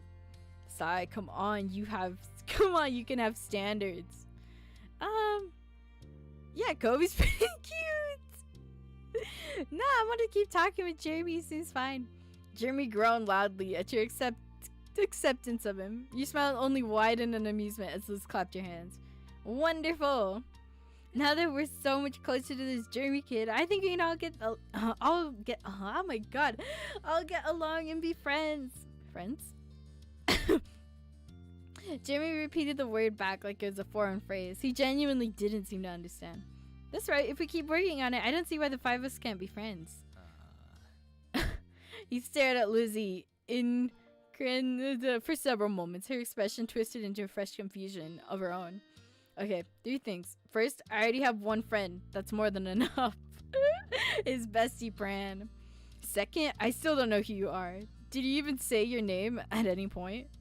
And most importantly, third, one of the people in this friendship is Shiloh Fields, and he and I one of the people in this friendship is Shiloh Fields. He and I aren't gonna be friends. Why not? I'm Liz, by the way. Because he's Shiloh. Our relationship is already as good as it's ever gonna be. He mercifully leaves me be most of the time. And on the weird occasion where he needs something, I just get it over with. And then he goes away again. I have more of peace. You know how it works, right? You're in it with me. We have the best arrangement possible the way it is. Jamie looked at Shiloh seriously to back up the validity of the relationship, but Shiloh shook his head with laughter. I don't try to hang around too much, but that's because you're shy. You're the only one who thinks that setup is actually a good idea. Sorry. Sup? Jamie! Sup? Jeremiah turned his face to the side and let out another exaggerated sigh. Cove and Liz both joined Shiloh's mirth. Jeremy got no support. sigh. Why does he say sigh? I can't do this, bro. Of course you'd say that. Why did he even bother? That's Shiloh's famous memory for you. Liz chuckling stopped. Wait, what does that mean? Shiloh's famous memory? Whatever. Basically, Shiloh's annoyingly remembers everything that happens for all eternity. At least until some piece of info he has isn't helpful anymore. Or he's exposing this man. Oh. At least until some piece of info he has isn't helpful anymore. Or if he's got explaining to do, then magically all of a sudden he doesn't know anything about it. His boldly inconsistent recollections of situations is pretty much a running joke. It's Shiloh's shtick, one of them anyway. Shiloh's in trouble. A scowl dug into Lucy's face as Jeremy spoke. Cove lost his smile seeing her reaction. Shiloh remained silent with his big childlike eyes locked on your sister. Jeremy began to shrink away from the screen at the changing atmosphere. He broke eye contact with everyone. I'm guessing he didn't mention that. Oh, I don't play Pokemon. That was so sudden. I'm sorry. I don't play. I guess he didn't mention that. No. He didn't. And he said he forgot something of you. Oh, lol. I do recall him saying a little thing like that. Sorry. But, well, apparently you had the pleasure of meeting Nate. You know me, and I talked a bit about Pran and Everett, too. We're all in the unbearable group, and we're all unbearable people. What an amazing coincidence, huh? We're talking about this kind of hard to hide. I'm gonna go now. I don't want to be the fifth wheel in your own little group. You 3 people have a good day, I guess. And Shiloh, I'll see you back at school. Bye. Shiloh, Liz is gonna get pissed. Shiloh promptly ended the call. Just as people began to warm up to him, he accidentally found a new way to ice the mood again. Shiloh, now averting his gaze, put his phone away and chuckled. So, I knew that Jeremy didn't think highly of me, but it's even worse that I thought. That's really sad. Oh, shit, Shiloh. Her firm tone immediately brought Shiloh's focus back to her. Once she got his attention, however, Liz's voice began to fall. When we first met you in the city, did you know who you were? Did you pretend not to recognize us? Ah, shoot.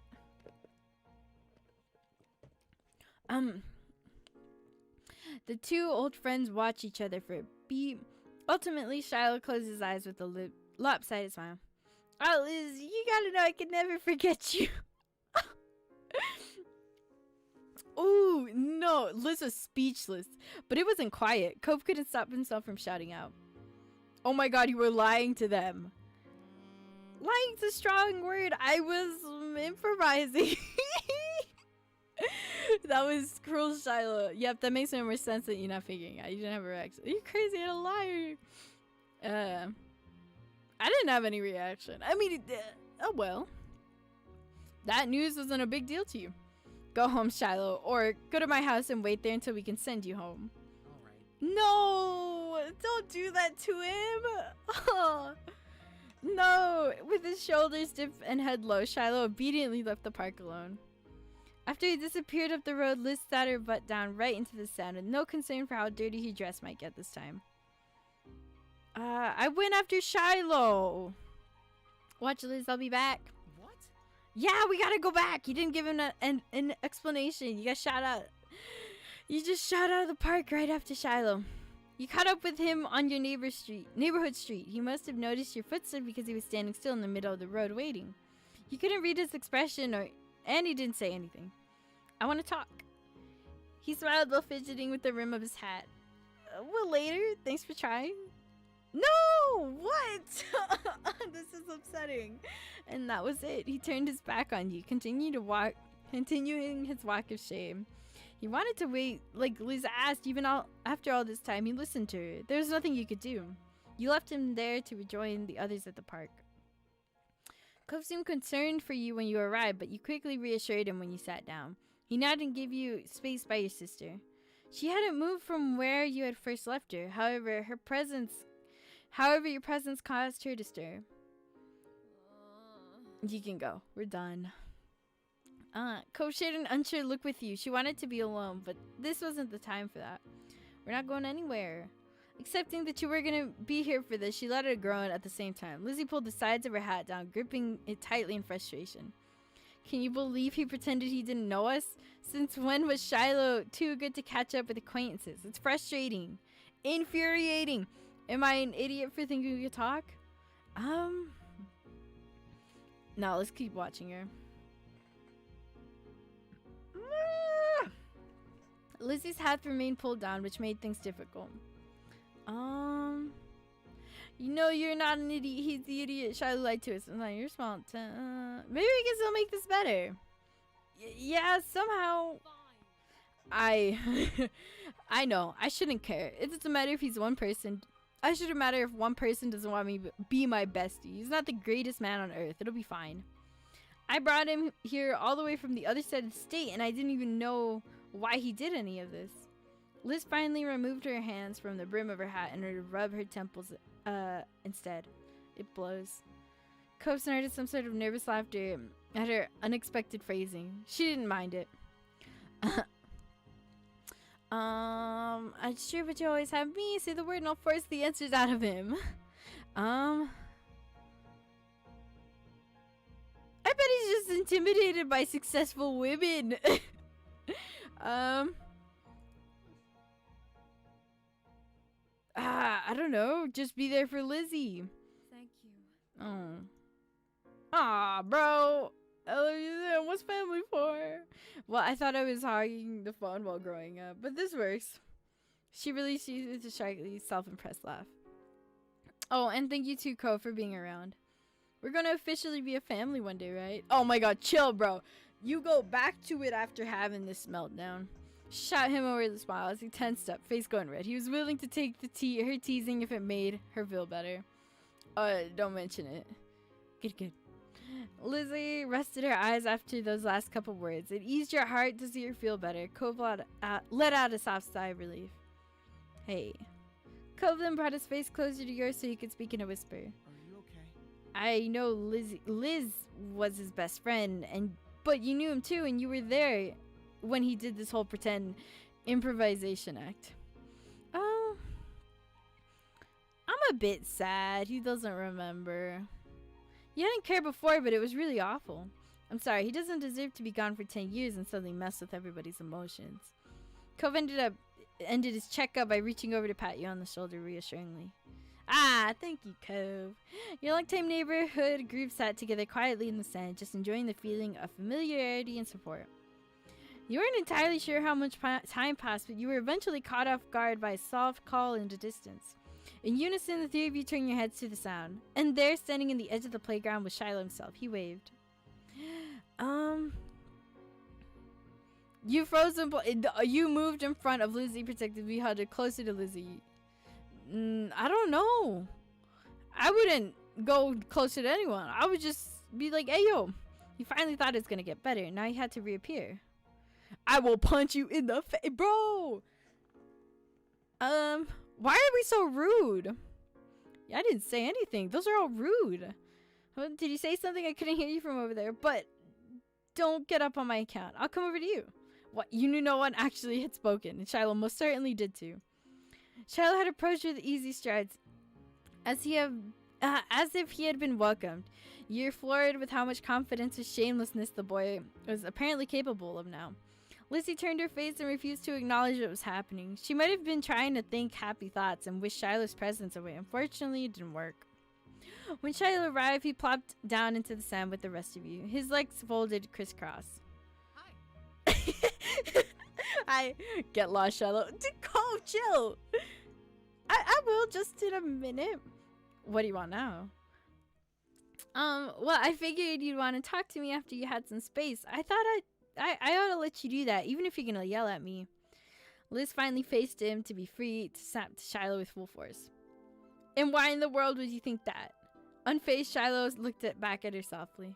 You haven't changed that much, Lizzie. You're the one who found me online when I brushed you off earlier this summer. When have you ever preferred leaving something unresolved in the end? You didn't even get the chance to make me explain why I did it. I bet you're dying to do that. Lizzie ground her teeth, quietly fuming. Shiloh had called it right, and that sucked for her. Fine, I'll bite. Give me your excuses. Well, Mostly it was really bad timing. I could have handled it a lot better if I'd known I was going to see you that day. And if there wasn't a self-appointed hall monitor dutifully watching every move people made. And a hi, good to see you, gotta go was simply too much for your little heart to manage. Of course, that goal was to keep as much distance as possible. Admittedly, I was the guy you knew wouldn't have been helpful. So you can't stand us? And me trying to reconnect was just a huge pain for you after all. Amazing, wonderful. Thank you so much for saying so. No, that's not it. Don't feel bad though. You're almost never wrong. Your older sister's brows twitched as she stared at Shiloh and tried to believe. Her smile, he smiled back at her brightly. I did it so this wouldn't happen. What? I dealt with the situation the way I always do, by saying stuff I didn't mean, because it just is easier that way. You heard Jeremy, it's what I'm known for. Sure, right now you're mad that I pretend not to remember you, but if I hadn't done that, it would have been something else later on that we'd still end up here. Liz's anger became more and more difficult for her to maintain. It was soon replaced with sad confusion. Then don't do that. Don't be like that. Why not be someone you're actually okay with showing me? Shiloh chuckled uncomfortably and searched for a way to explain himself to his former idol. I wouldn't have made you sad if I could have avoided it. I mean that I just could have at least finished this visit without issues. Jeremy wasn't someone I expected to call me out. That's pointless to him anyway, usually. But I'm not gonna be someone whose personality revolves around making you happy. No matter how much I follow others, it wasn't for them. Every decision was mine. I couldn't be in charge, so being a sidekick was the best option. Oh my god. I couldn't be in charge, so being a sidekick was the best option for something I did for my sake. I chose to let people be the boss when it's what they needed, and I chose where to stop it. And the best I can do for you now is to spare you from dealing with it. I'm not as earnest as you are. I'm not as nice as you are. I was always like that, even as a kid. Back then I wanted to fit in, even if it was meant excluding someone else. If they were the odd one out, that'd mean I wasn't. Finding my place here got harder when Cove moved in. It was a good thing that for everybody that I ended up moving myself soon after that. Oh. I feel bad. Ah.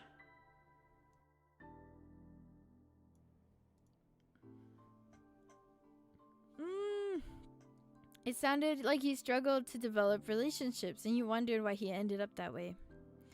I knew that essentially how you were back then. You were a scared cat who wanted someone to defend you. Jeez. I simply imagined that in the past 10 years you grew out of that and learned how to speak to others like, I don't know, an actual grown human being. Well, in my defense, I'm not an adult yet. I won't be 18 until later this year in October 30th. You remembered. So did you, punk. Shiloh chuckled self-consciously as Lizzie smirked at him. There was an affable moment before she became serious again. I liked you when we were kids. I wanted to know you. That's what upset me the most. The idea that maybe you had only wanted to be rid of your old friends. Oh, Lizzie, you're too good. You're too good to need someone like me in your life. That's the truth. I'm not worthy the effort.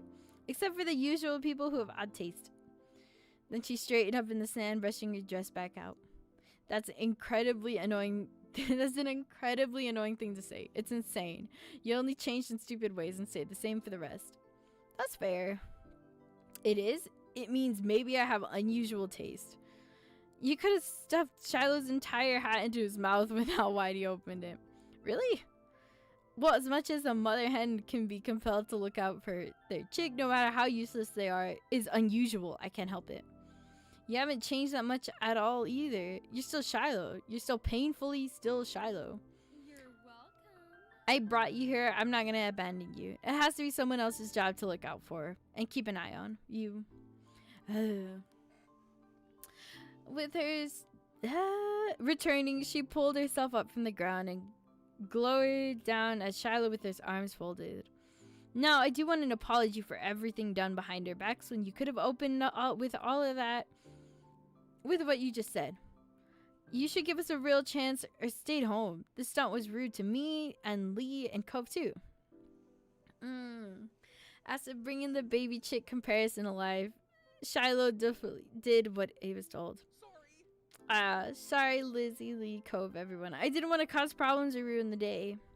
And you don't have to accept, because I'm just saying it. Not everybody needs to like everyone. Alright then. You're kind of mean sometimes when we were kids, but I wasn't very nice to you either. You were not nice to Shiloh. You were not nice at all to Shiloh. All this recent stuff isn't something to make about me, so I'm not going to hold on to it. I mean, as long as you're not going to keep upsetting people from now on. Thanks, Cove. I'll avoid doing that in the future. Then he changed his focus to you. His expression was curious. He wanted to know where your feelings landed on this with him. Ah, jeez. Were you pretending to have a good time with us today? I'm forgiving you. I'll accept your apology. Shiloh was being Shiloh, and all you could do was accept that he was going to be Shiloh. Thank you. Lee, do you want to stay for what's left of the evening? As you got to your feet, you thought about it. Yeah. I still like Shiloh if Liz is looking out for Shiloh on it. Nah, I want us to stay together. Stretching your arms over your head, you glanced at Liz. Despite the things Shiloh had admittedly made stuff awkward, he had no intention of going anywhere. Shiloh jumped to his feet, straightening his cap on the landing. Lynn would be so proud. Okay, who's Lynn? Well, let me put up the Google. Lynn. Who's Lynn? Who's Lynn? Okay. Lynn. Who is Lynn? Oh my god, Lynn looks so good. Wait. Lynn. This is Lynn. Lynn looks so good. What? Lynn would be so proud. You did not leave. Cove runs as well, but with a groan. Another group mate. No, he's our group supervisor. He's also friends with my mom. And if you're still wondering, that group is for people who have difficulty to deal with attitudes. Jeremy and Nate. Oh, difficult to deal with attitudes. Jeremy and Nate being in it makes a lot of sense, huh? Shiloh spoke simply and finished his thought with a breeze shrug. Liz sighed loudly as she smiled ruefully at him. Gee, Shiloh, you certainly made yourself other people's problems since leaving. Well, now you know me better too. Thanks for sharing. A small smirk appeared on her face as she watched Shiloh. You didn't fail to notice the hint of sarcasm in her voice. And thank you, Lee. What did I do? You accompanied by a warm smile, Liz's tone was sincere. I can keep hanging out with everyone too. She officially rubbed his arm. Liz smiled, stretched into a grin at that news. Thanks for sticking around.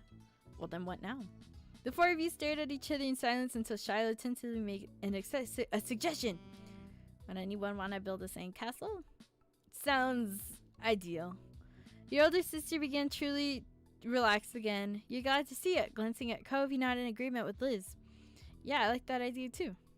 It had been a really long time since you built a sandcastle together. You're already looking forward to burying your feet in the sand.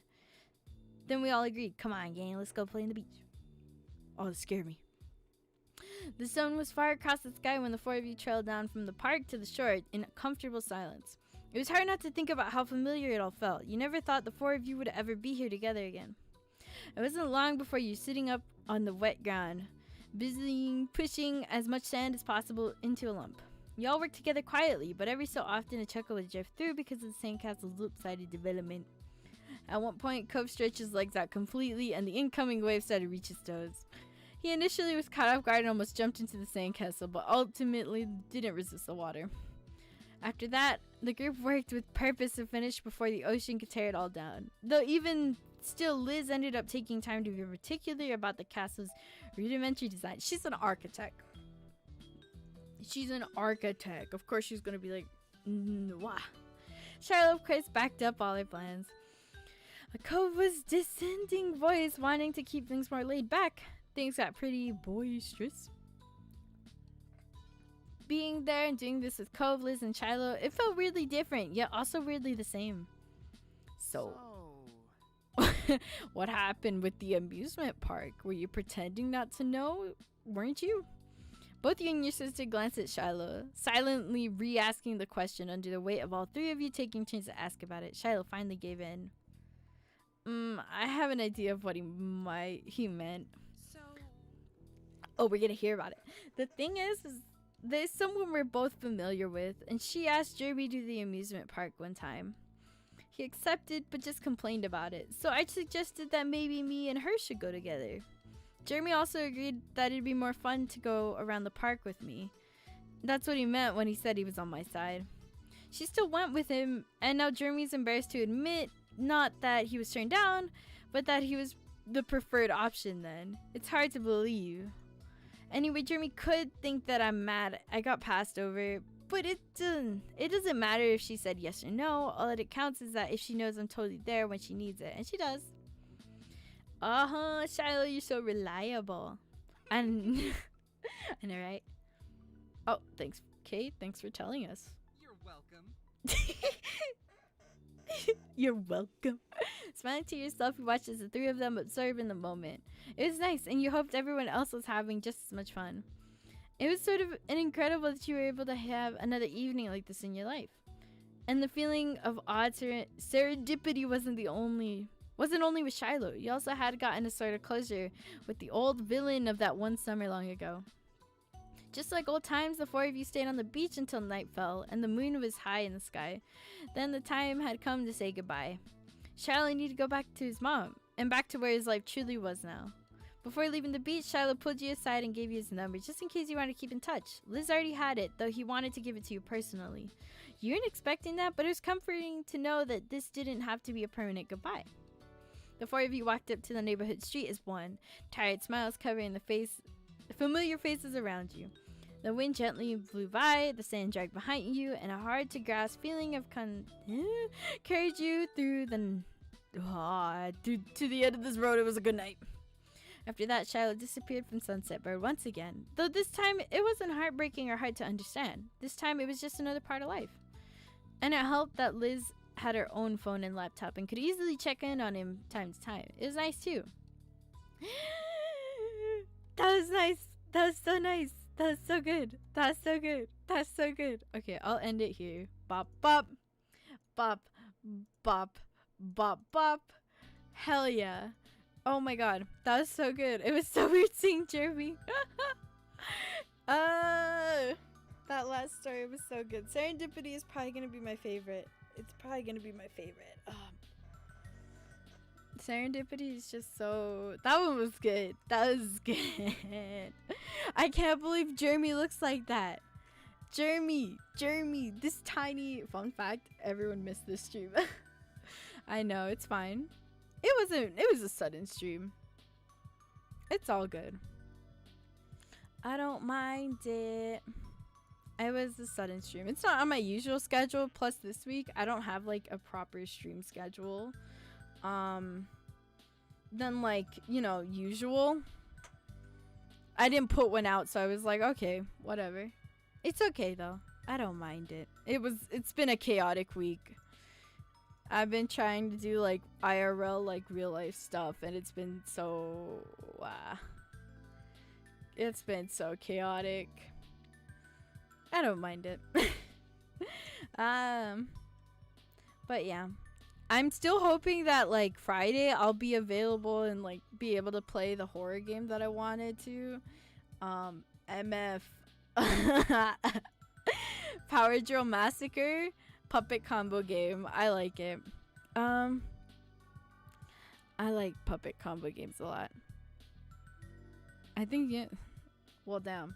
That's crazy. Well, I mean, I like PewDiePie a lot. PewDiePie is just my favorite YouTuber. It's just... I want to buy more merch of his. One of the merch items that I really wanted to buy from him was the escape key. The little transparent Brofist escape key, but I couldn't. And I wanted to so bad. I was like, I could just... This small key. So cool. But yeah. But hopefully I'll be able to stream on Friday like I planned. I feel like I'm gonna be really tired if I keep going on, so I'm just gonna... I have 2 DLC stories and then I have 1 more. I have the ending to like step 3. My bad. And so I'll be able to do those soon. Hopefully next week. It's been chaotic. I'll let you... It's been chaotic. It's been so chaotic. But hopefully it'll work out. Other than that, I don't know. Go stretch and drink some water. Wow.